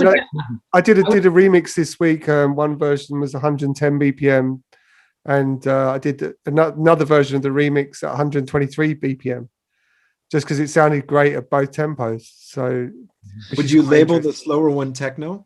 Still, no, it's not really techno. It's more like a early 90s kind of breakbeat sort of. Okay. More this kind of like classic sort of pop sort of 7 seconds. This kind of more Nina Cherry kind of vibe. Which I don't think tempo defines techno. Well, isn't everything? I mean, Juan Atkins, when everyone made ambient. I mean, the techno was the techno from the early 90s or even late 80s wasn't defined by tempo, was it? Right. True. Oh, that's what I'm saying. But that was the early 90s. I think a lot of Carl's early records were very slow, So yeah. But still, 110 or 100 BPM techno track. I'm gonna make you guys a folder after this. Oh yeah, I'm curious to hear, but nothing that's like super experimental though. Like I mean, more like straightforward. Yeah. Man, I guess I'm looking in the wrong places. I mean, I think 4 to the floor music sounds great when it's slow. When it's really slow because it's just like this throbbing sort of stuff. How would like a basic channel track sound at 100 BPM? I'm sure people play at the wrong speed. It's awesome. You just I'm gonna do that after the show. I'm gonna try it, slow it down, and hear how it sounds. I do it all the time. At 100 BPM? Yeah, I'll take the ideal obviously is to take vinyl on 33, pitch it down or up, rip it or whatever. But now, I'll play I would play one of your tracks and pitch it way, way down to 110 BPM. Yeah, man, I gotta hear that. That's gonna because they're kind of like your stuff like yours, especially techno. That's like I think of as kind of like groove-y as opposed to like just like banging straight. Slim, right? Exactly. Yeah, you're quite funky, David. Yeah, you're just like me, fluffy. Yeah. I think you said funky. I said funky, not fluffy. Oh, there's a fluffy. I said funky. Hey, just like me, man. John, you didn't release so many albums as the Juan Maclean, but you did a ton of singles and you continue to do a lot of singles. Like, was that conscious? Like, how do you feel about, we've talked about this often on the show, like the electronic artist making an artist album to be taken more seriously as an artist, where people these days don't really gravitate and they don't see any value in an artist album coming from like an electronic artist or musician, in comparison to someone like Radiohead, where the album is quite cohesive and it becomes this event and people really study it and they listen to it from beginning to end. And what are your thoughts on singles versus albums? For me, I only make an album if it's like, it's definitely like I'm making an album. It's not a collection of stuff I've worked on. And I don't try to make any accommodate, like it's not aimed at being played in a club at all. But your last album was a collection of previously released. Yeah, that's what. But that's what you. I mean. No, just by comparison. I don't know if anyone can hear this, but that's what you do when you're taking too long between albums. It's like release like this is the stuff that everybody wants to know. So please elaborate. I mean, the guy that was a label manager at DFA was like, you're taking so long, like 5 years between albums. Can we put out something that's like a collection of like some unreleased stuff and some 12 inches? You put it out. Do you have a release commitment with DFA, or it's just I probably did, but we're all friends. It's not like anyone's going to come knocking on my door or something, I was going to say, it's sort of like a Daniel Miller, Depeche Mode kind of dynamic. But you guys are probably have way more pressure in your world to like put out more frequent, steady stream of tracks than I do, I think. Not necessarily. Like, how often do you release, would you say?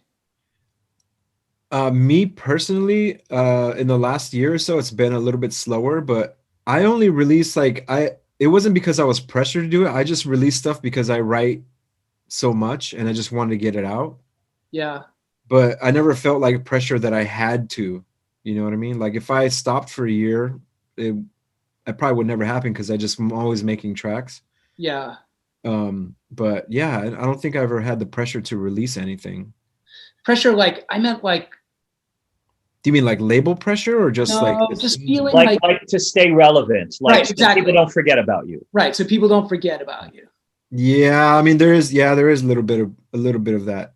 That's what I mean. But do you think in this day and age, do you think that's necessary? Because everybody has a different opinion about that. Like some people, there's a lot of big DJs that don't make any music. Like they're just happy DJing. Or they have no interest.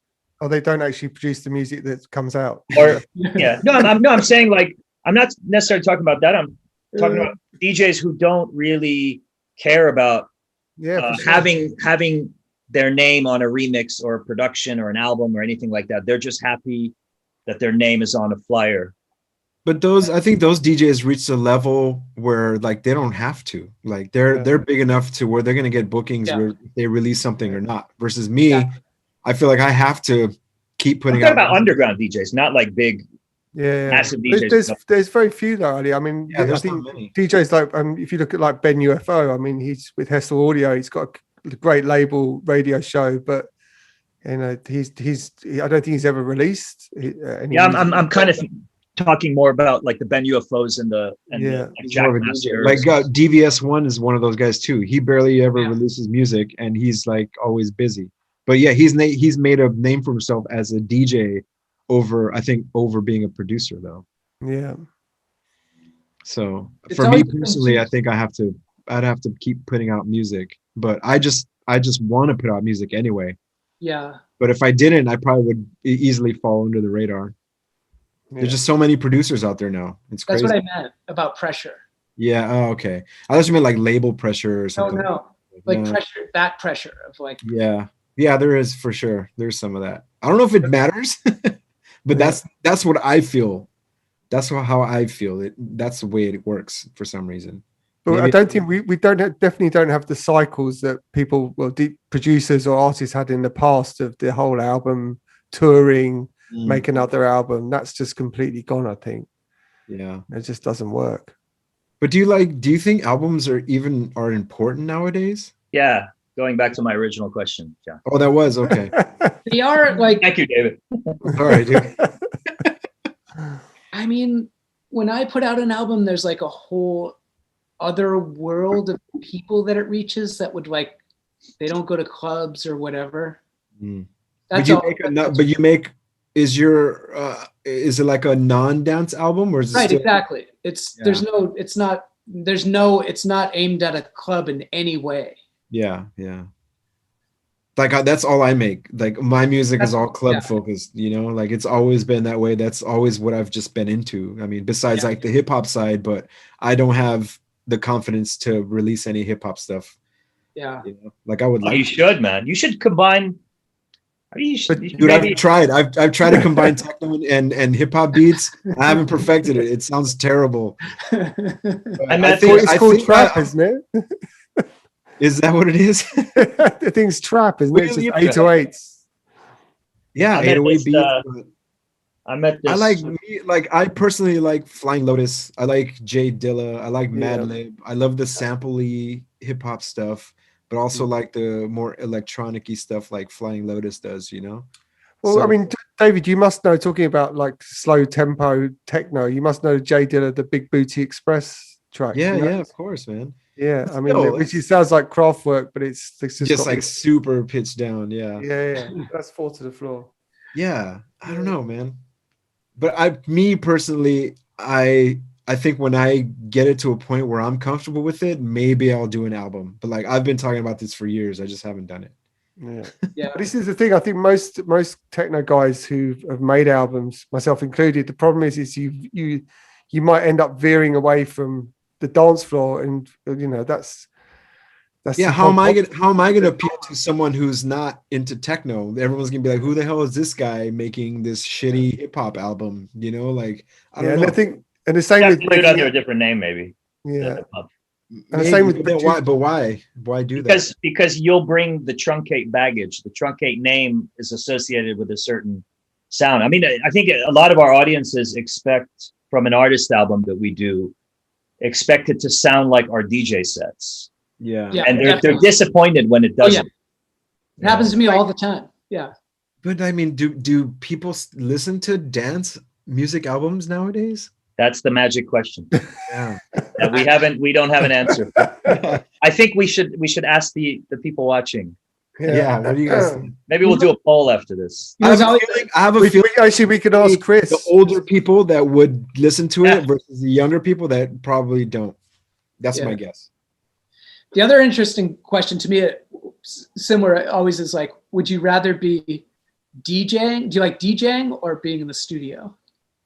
Me personally, I like being in the studio. Yeah, I think a bit of I both. love DJing too. Don't get me wrong. Sorry. I think from me both, like Matt. Yeah. Like I need the balance of both. Yeah. I even like throw in the third because I can never decide, and I also throw in I love dancing. Yeah. Yeah. Sometimes like I'm on a fucking dance floor and it's like I don't know. You just go as like I'm just as happy. Like when I DJ with someone, sometimes like when they're playing, like I run onto the dance floor and start dancing. But that's why I think it's really important, especially in our line of work, is to actually still go out, and still enjoy. I really think so. I mean, I think it's unfortunate for some people who don't live, who are doing this job, who can't. I mean, I'm really privileged. Well, living in Berlin before the pandemic was great. You could go out on a Sunday or go out any night of the week. Hear amazing people. But it's important to just feel the energy and get on the dance floor, and not just be stuck behind a DJ booth or in a VIP room or in a green room sitting there talking shit. That sucks. That whole thing sucks so bad when you go like back to some green room and there's like the other DJs and 500 people all with like bent over plate full of cocaine or something. I find it so depressing. Yeah. Matt, I'm always like, take me to the DJ booth straight away rather than the green room is always just for me is a no-go. I just don't want to get caught up in some, conversations and stuff. Matt, in Berlin, do you still, and now you're a family guy. You've been sober for a while, whatever. Like, do you enjoy going out in Berlin for like a boogie? I mean, I could still always go out on a Sunday, and if I can like on the dance floor, you're on the dance, not in the DJ booth, obviously. Yeah, I mean, usually we're propping up the bar in the Panorama bar, so but that's a good place just to have a little dance, you know. Yeah. But even at Berghain, like if I'm like in the zone and I'm, you know what I mean? When I say in the zone, if I'm high. And for people that don't know, there is what I always say too. There's no backstage there, which I think is an amazing thing, you know, not to have a backstage. But I like walking to the back, you know, the very back of the room where you can go over like not where it's behind the stairs, where you can cross over the room. I like standing in that very back of the part and listening to the whole room, just like, even though you can't clearly hear the music. Yeah. Just because I know I'm like alone right there and I can just kind of zone out for a little while. I like hanging out back there sometimes. Yeah. Sometimes being in front of, like, I don't know, sometimes it depends on my mood, man. Like I could be in middle of a bunch of people and have a good time. Sometimes it's like, I don't want to be next to people. I just want to go in the back and just listen to the music and like have no one in my way and bother me, you know? I wanted to bring up a story that I was so impressed by that you guys, I think it was when Lauren Flax came on, about like eating mushrooms, doing your closing set. Closing set at Berghain. Mm-hmm. Do you remember that? Talking about that? Oh, me and Mo. Yeah. So, I mean, so Mo and I did a closing set. This was like 5 years ago now, or 6 years ago now. And both of us were like super high at the same time. But just like what you were saying earlier is like when we were playing back. Who was high? me and Mo. Yeah. But like the cool part was like the way we did it, we're like we it wasn't like 2 tracks or 1 track at a time. It's like, okay, Mo, you can play for 15 minutes, and if you're in a good groove, then you can keep going, and then I'll jump on and then do like 15 or 20 or 30 minutes, and then while I'm just chilling while he's playing, I'm in the booth just like vibing out and like super into the music, and like almost the same as you were like, I just want to go on the dance floor right now. I just want to dance. You know? But that's how we did it, because I mean you're playing for 10 or 11 hours, so like it's okay to do that, you know? Like I couldn't, especially being at that mind state, like having to go after 2 tracks at a time. There's no way, because it's like I was playing with him on Tractor at that point, and like I couldn't even see the screen. Well, that's the thing. It was thing. just like vibrating. I've done it. I've done it many times, and like, and I tempt fate over and over again, where it's like, it's like, with mushrooms, it's like, have a little more, and then so like, hey, you want some mushrooms? I'm like, yeah, the ones I took 3 hours ago aren't doing anything, but it was really 10 minutes ago. And then you look down at the CDJ, and I'm like, I have no idea what any of that says. No, but see, at least I was confident enough to know that these playlists that I put at the top on Tractor, that I know the stuff that I like, and that I can, even though I don't know what it is, I can hit play, and it's going to be something. Like I'm like, all right, cool. I'm confident. Yeah. But it is, in all seriousness, it's a question that I've really been so interested in over the years, which is, and like no joke, of like, when you're in that zone, can you play better? I think yes. I do I do better for who? For you, depends, doesn't it? It depends. That's the question, isn't it? No, because I mean, it's not sustainable to get high and play like 3 back-to-back shows every weekend. But it's like when I'm on ecstasy, I'm not going to promote ecstasy here on the show, but like when I'm on E, I know the next 10 or 20 songs that I want to play, and I know exactly how to play them in what order. And I can tell by the way the people in the booth and like the energy around me, I can feel when we're totally on the same wavelength. It's like it's indescribable. Every once in a while you maybe you take a bit too much or whatever, and then you can't see the screen and it throws you off balance and you play like the wrong song, but then you can always come back from that. But For a while, I loved playing so much on ecstasy that I was doing it a bit too much. Have you ever recorded a set that you were real high and listened back to it and go like, "Oh my God, what the hell was I doing?" Oh yeah. Or was it always like, "Yeah, this is great"? But for me, it's, the one thing is like the mixing. And what usually happens is I think the mixing was atrocious. And then when I go back and listen, it's way better than I thought it was. But I do have a folder in Record Box that I made once that's like, in case shit. On ecstasy, you'll want to play these tracks right off the bat. You're not allowed to until hour 4 or something. Wow. Leave notes. Yeah, little notes. Seriously, like just reminders. It's like, I'm going to play that now, and it's like. I have a folder on my Record Box now. They're called piss tracks for like when I have to go to the bathroom. And it's like the 15-minute track where it's like, boom, play that, and then run to the bathroom. I think there's definitely worse drugs you can DJ on than ecstasy as well. I think. Cocaine. Yeah, or smoking weed for me was always really. Yeah, I've never been super high off weed and done a set. It's always been like where I'm a little bit drunk and then like take a couple of hits, but like never super stoned. Yeah. I feel like I wouldn't be able to do anything if I was really high. I wish I could. It's like, I don't want to name names, but one of my favorite techno DJs, someone told me, no, he is a very high every single time and he has to be stoned. Right. Ricardo? Fucking amazing psychedelic techno DJ. And I'm so impressed. John, like, speaking of psychedelics, you are involved in a ketamine clinic, is the way you described it. Yeah. Me. And you sent me the deck, and it's really impressive. Just your approach to your philosophy and belief in the power of psychedelic drugs. Yeah, I mean, I don't call them drugs. I don't want to call them drugs. Is such psychedelics. It's like techno. It's like the term techno. Exactly. Yeah. It's like drugs, but I mean, this is a drug. Like alcohol is a drug. It's just a different delivery system that or whatever. Caffeine is a drug. Yeah.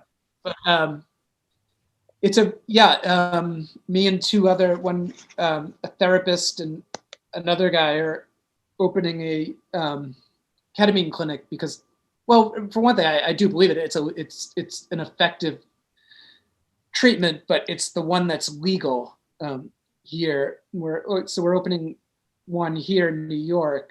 Ketamine is legal for medical use. It is. What was it used for? Is it for depression that they were finding that it helped? Yeah, like for really like treatment-resistant depression. Like if you're suicidally depressed, is how it started.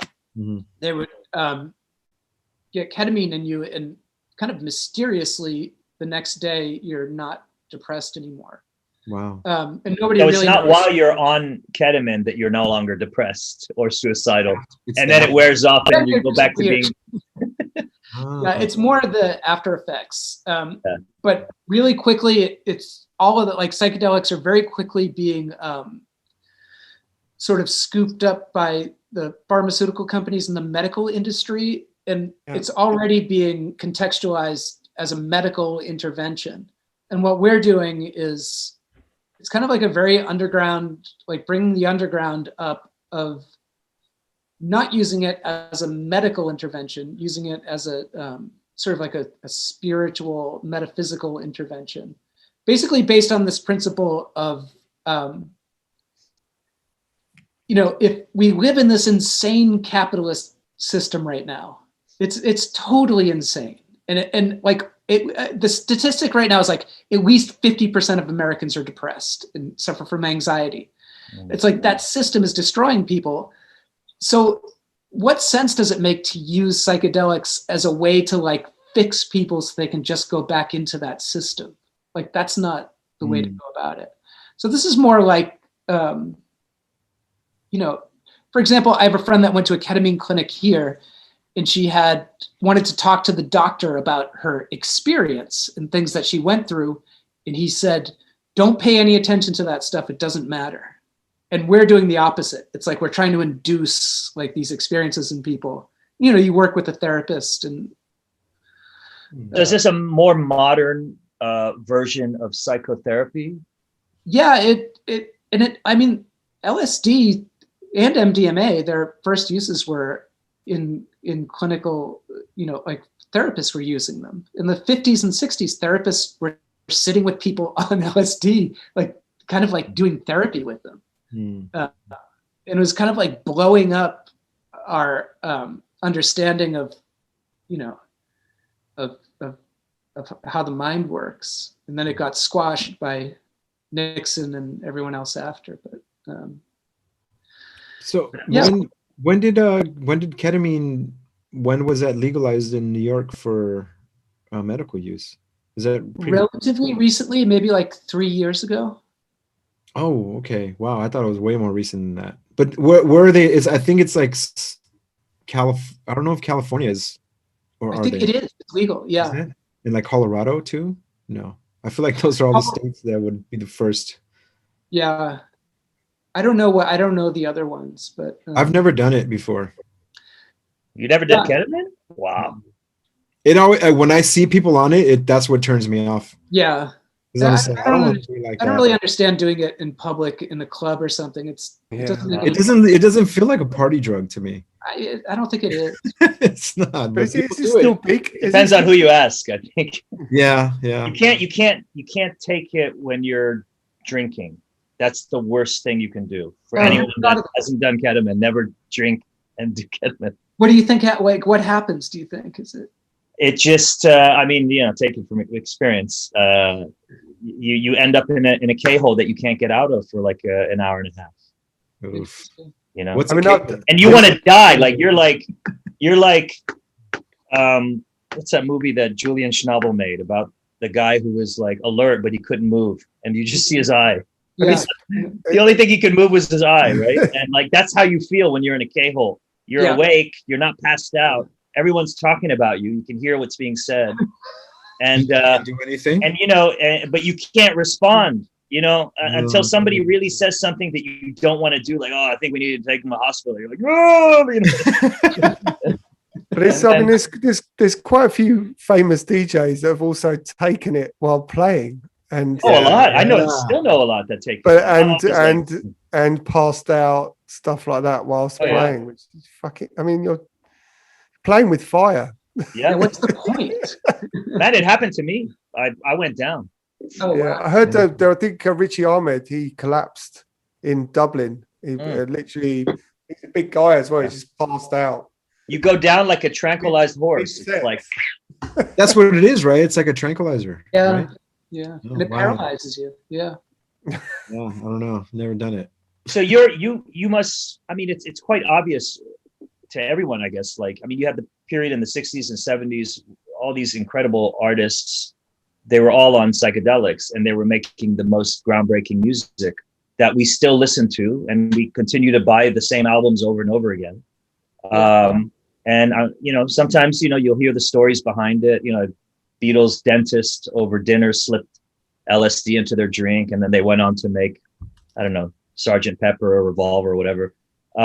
You're a big believer in the power that this can have on the creative and influencing creativity in artists and musicians. This deck seemed to be really pushing this new form of therapy for the creative kind of person, in addition to others, right? Would you say? Yeah, it's kind of like one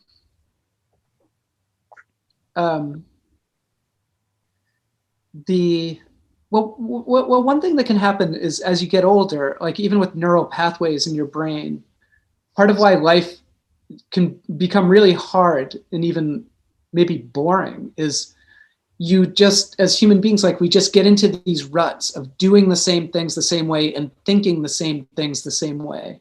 And expecting different results. Right. And it's literally, it's impossible to get yourself out of them. Like you can't think yourself into like better mental health. And it's a thing that we try to do is like, oh, if I just have like the answer to something, This idea that like with information or some answer, it's going to make everything okay. And it never works. It's just like it's just, you're always chasing the carrot that never comes.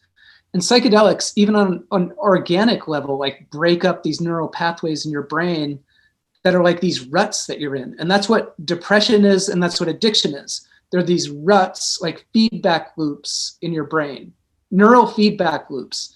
And that's why addiction is so difficult, because it's these neurons firing over and over again in your brain, telling you to do this thing that you believe will bring you relief. And why wouldn't you do the thing? If you're like trying to quit smoking weed and you're like, nighttime rolls around, you're like, I feel terrible. I know if I just have this thing, I'll feel okay. And you're trying to fight yourself to not do these things, and it's impossible. And psychedelics, like the classic psychedelics, break up those feedback loops for a period of time.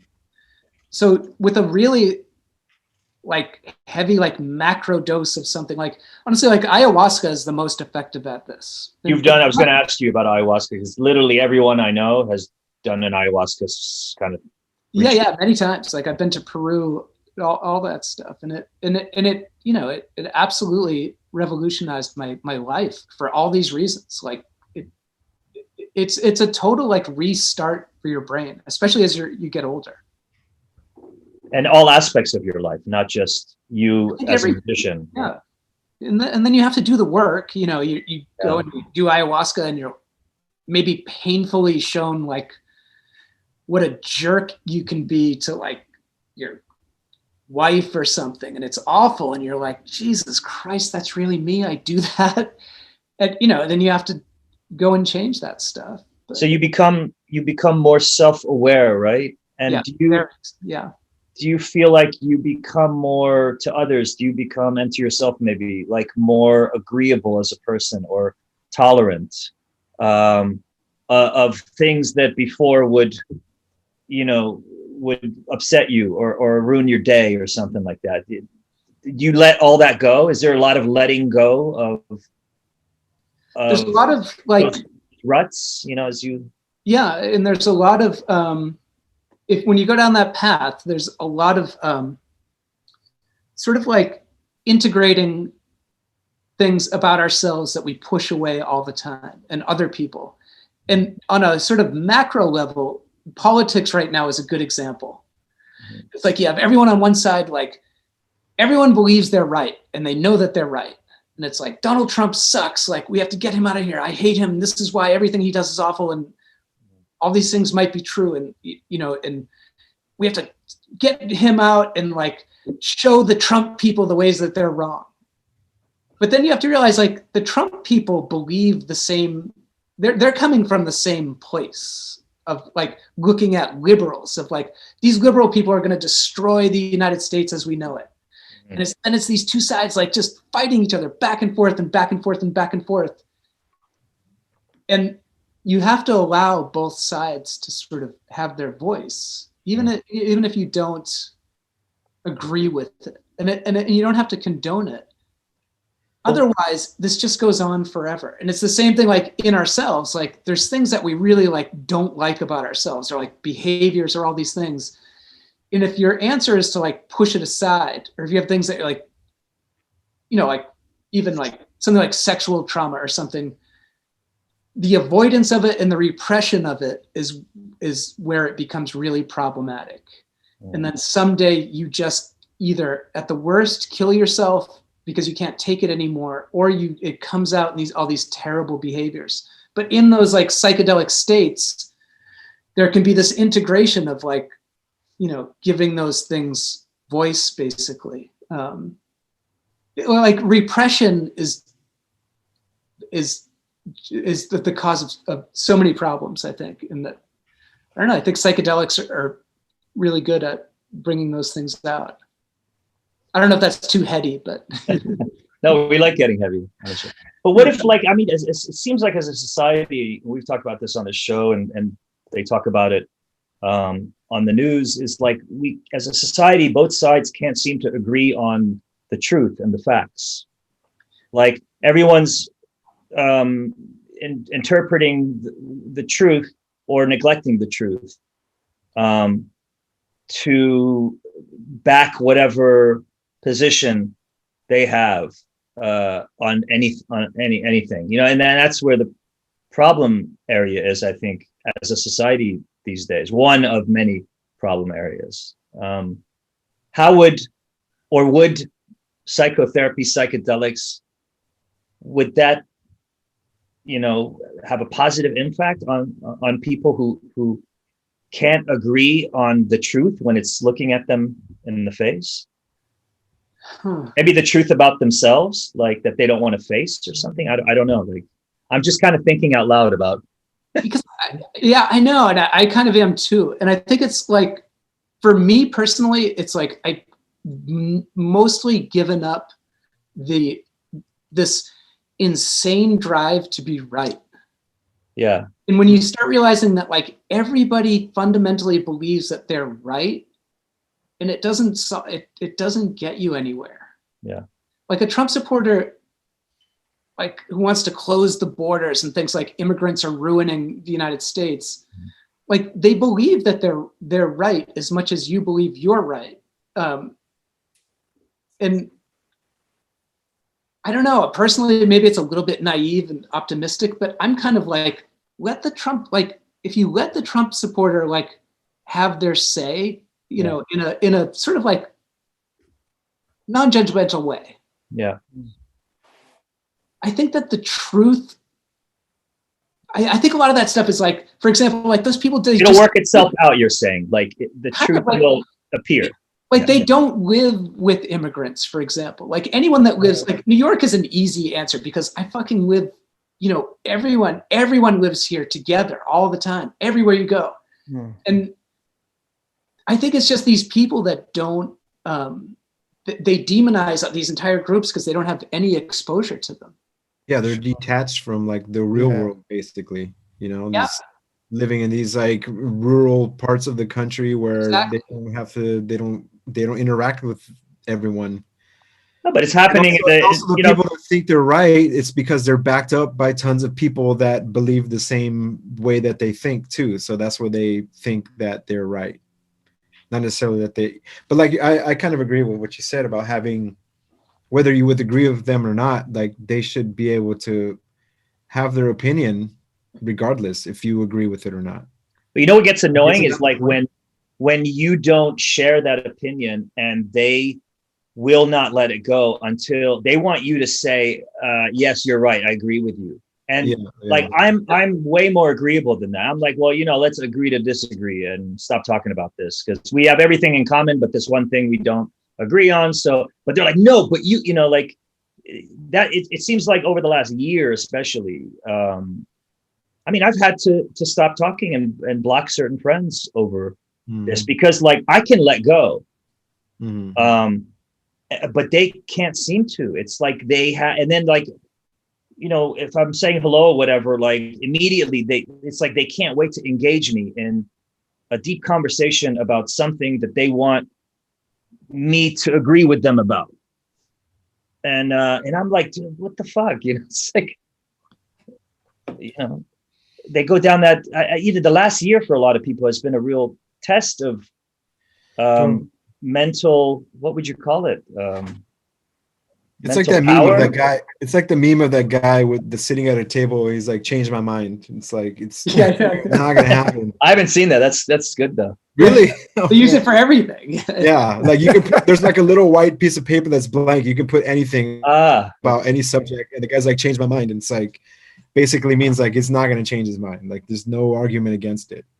I'm always like, the number one thing anyone can do is just like, take a minute to sort of like, as non-judgmentally as you can, put yourself in someone else's shoes. Yeah. I always explain that like people with like, trans people where they're like, why do we need all these like new pronouns and like, special bathrooms and blah, blah, blah, blah, blah. And I'm like, imagine for a moment, you walk out your door, like as a trans person. And like, just imagine that that's you and you walk down the street and you're going about your day and maybe you start to realize that like, wow, the whole fucking world is engineered like with a roadblock everywhere you go. Like, I just want to fucking go to the bathroom and you can't do that. Just imagine it for a moment, what that's You're like. saying there's no empathy. Yeah, like the lack of empathy due to like lack of exposure or something. Yeah. That's true. Yeah. Imagine you live in fucking Mexico in like shit conditions and you know, I can at least go to the United States and get like a minimum wage job and have a much better life. And like, that's all a lot of people are trying to do. Like, I don't know where this thing came from that people like, that it's like some kind of scourge destroying the United States or something. Well, because the opposite side pitches it as like these people that are coming into this country are just coming here to like be criminals and take money that should be yours, and like it just, that's how they spin it. Whereas like these are just people that want to have a better life for themselves, you know, and like they're not gonna, they don't want to wait for the legal way to do it because that takes fucking forever apparently. And like I have family now that wants to come over to the US that they're trying to wait for their papers, and it's just like they're like, dude, this is ridiculous, you know, it's crazy. And also, if you're in that position, like, why would you come over and start committing crimes? You put your fucking head down so that you don't get, you know, most people, that's most people are not here committing crimes, but no, you know, they never pitch it that way. Of course not. They're like, what did Trump say? They're sending their rapists and their drug. It's like, of course they're sending the worst. You know, they pick out the very tiny percentage that are doing the bad shit that make everyone look bad. But as like, think about most immigrants that come to the country, they're all hardworking people that started business out of nothing. And they're just like, they've like worked their asses off to get where they are. They're not fucking criminals. They're paying taxes. They're doing what they have to do. And aren't those the people you'd want to have? Yeah. I mean, these are most of the people that are here already. I know. They're hardworking people. And people are like, well, they're taking our jobs. I'm like, yeah, because they're the ones that are willing to do the fucking work. Yeah. Because you don't want to do it. Exactly. You're not, you know, like there's this crazy documentary on Netflix about this Chinese company that opened up a manufacturing company in Ohio, like a big manufacturing warehouse that does like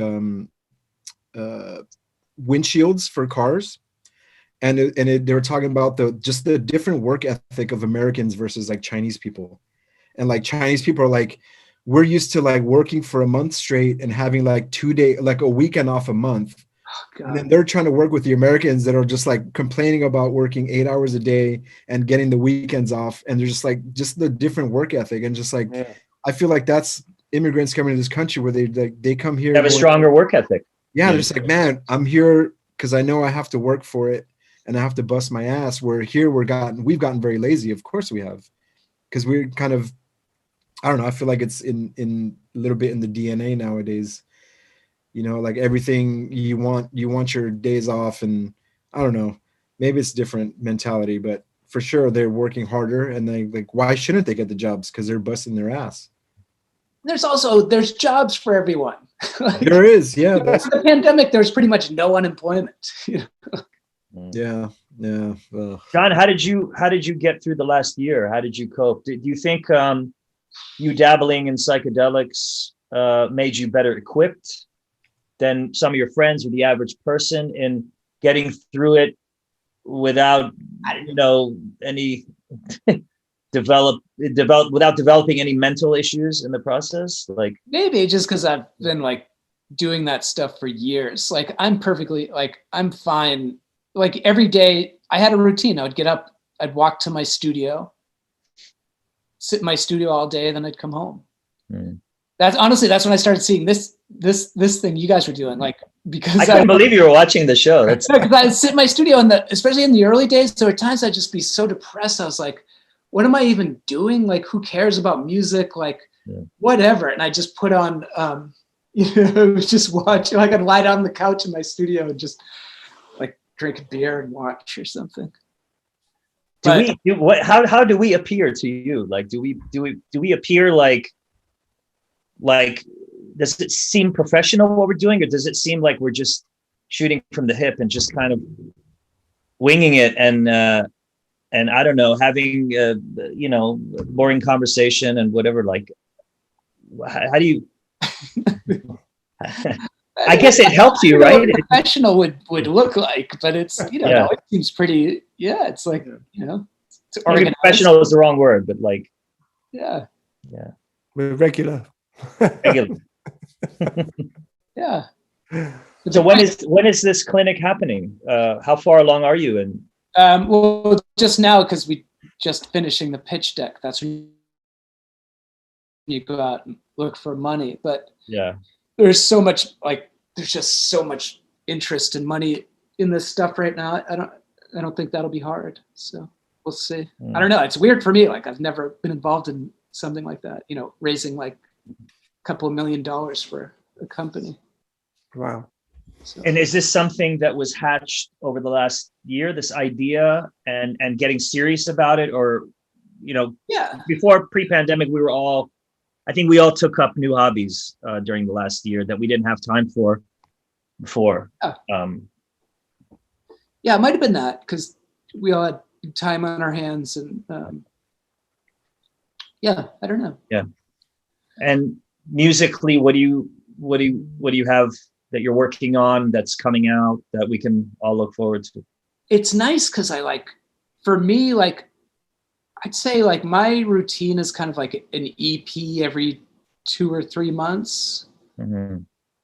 My 2021 is pretty good, which is always a good feeling because, but I have next big thing is, I have an EP on this label, Me, which is this guy Manpower, who maybe Matt would know, I guess.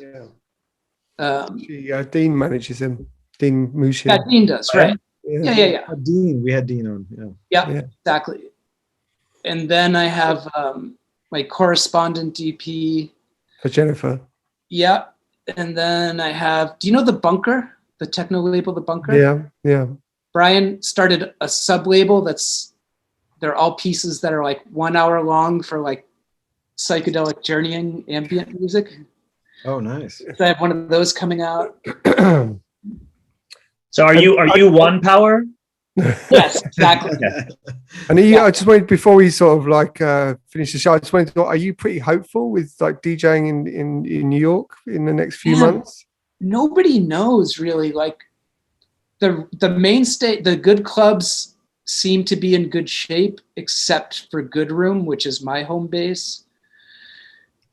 I'm not so sure because it's this crazy thing where like now it'll be over a year, and then when they open, the landlord will be looking for all the back rent. Right. And like, what the fuck are you supposed, or what? Like you close the club and then someone else just opens another club there. I don't know, but the summer I think is going to be insane because New York made it easy to have outdoor parties in the street. So I think it's going to just be lunacy.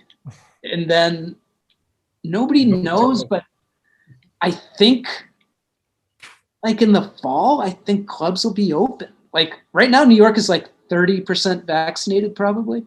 Wow. Nobody knows, but I don't know. You got the vaccine as well, you told me. I have, yeah. You have the Pfizer or the Moderna? Oh, I always have to look. I always forget. Pfizer. Pfizer. And any side effects or issues that you experienced? I mean, I had already been sick. I was an early adopter. I was sick in like March. I had COVID. So that made it much worse. Like my arm hurt so bad for days and days, but it was all right. You have any anti-vaxxer friends? I have an ex-girlfriend who lives in LA who went that whole LA route of being like super liberal person who then... Did she move to Orange County or something? I don't know, but she literally ended up like, it started with Facebook posts that were like, Trump has a point, into like being full on. Well, David, it's probably not new like to you that it seems common out there. Now she's like anti-vaxxer, pro-Trump. Wow. Yeah, there's like, I mean, I hate to, I don't want to paint everyone in Orange County under the same brush, but like Orange County is a lot of it's pro-Trump there. And, you know. So you have a lot of. I have family that's like that. Yeah. Yeah. So yeah, Really weird. it's weird considering living out here. It's just like what? Exactly. How did that happen? That's why it's so weird to me. I still think it's so weird. It's just the internet, man. You just It is. It's the internet. everything you just fed. You're just fed Internet. stuff from all sides. You got to lean. It's almost you have to go one way or the other. It's sad. Yeah. It is. It's the internet. I kind of wish the internet would just go away, but we wouldn't be doing this without it. Doing this exactly. Well, man, thank you so much for coming on. Yeah, Thanks for watching the show. Yeah, dude.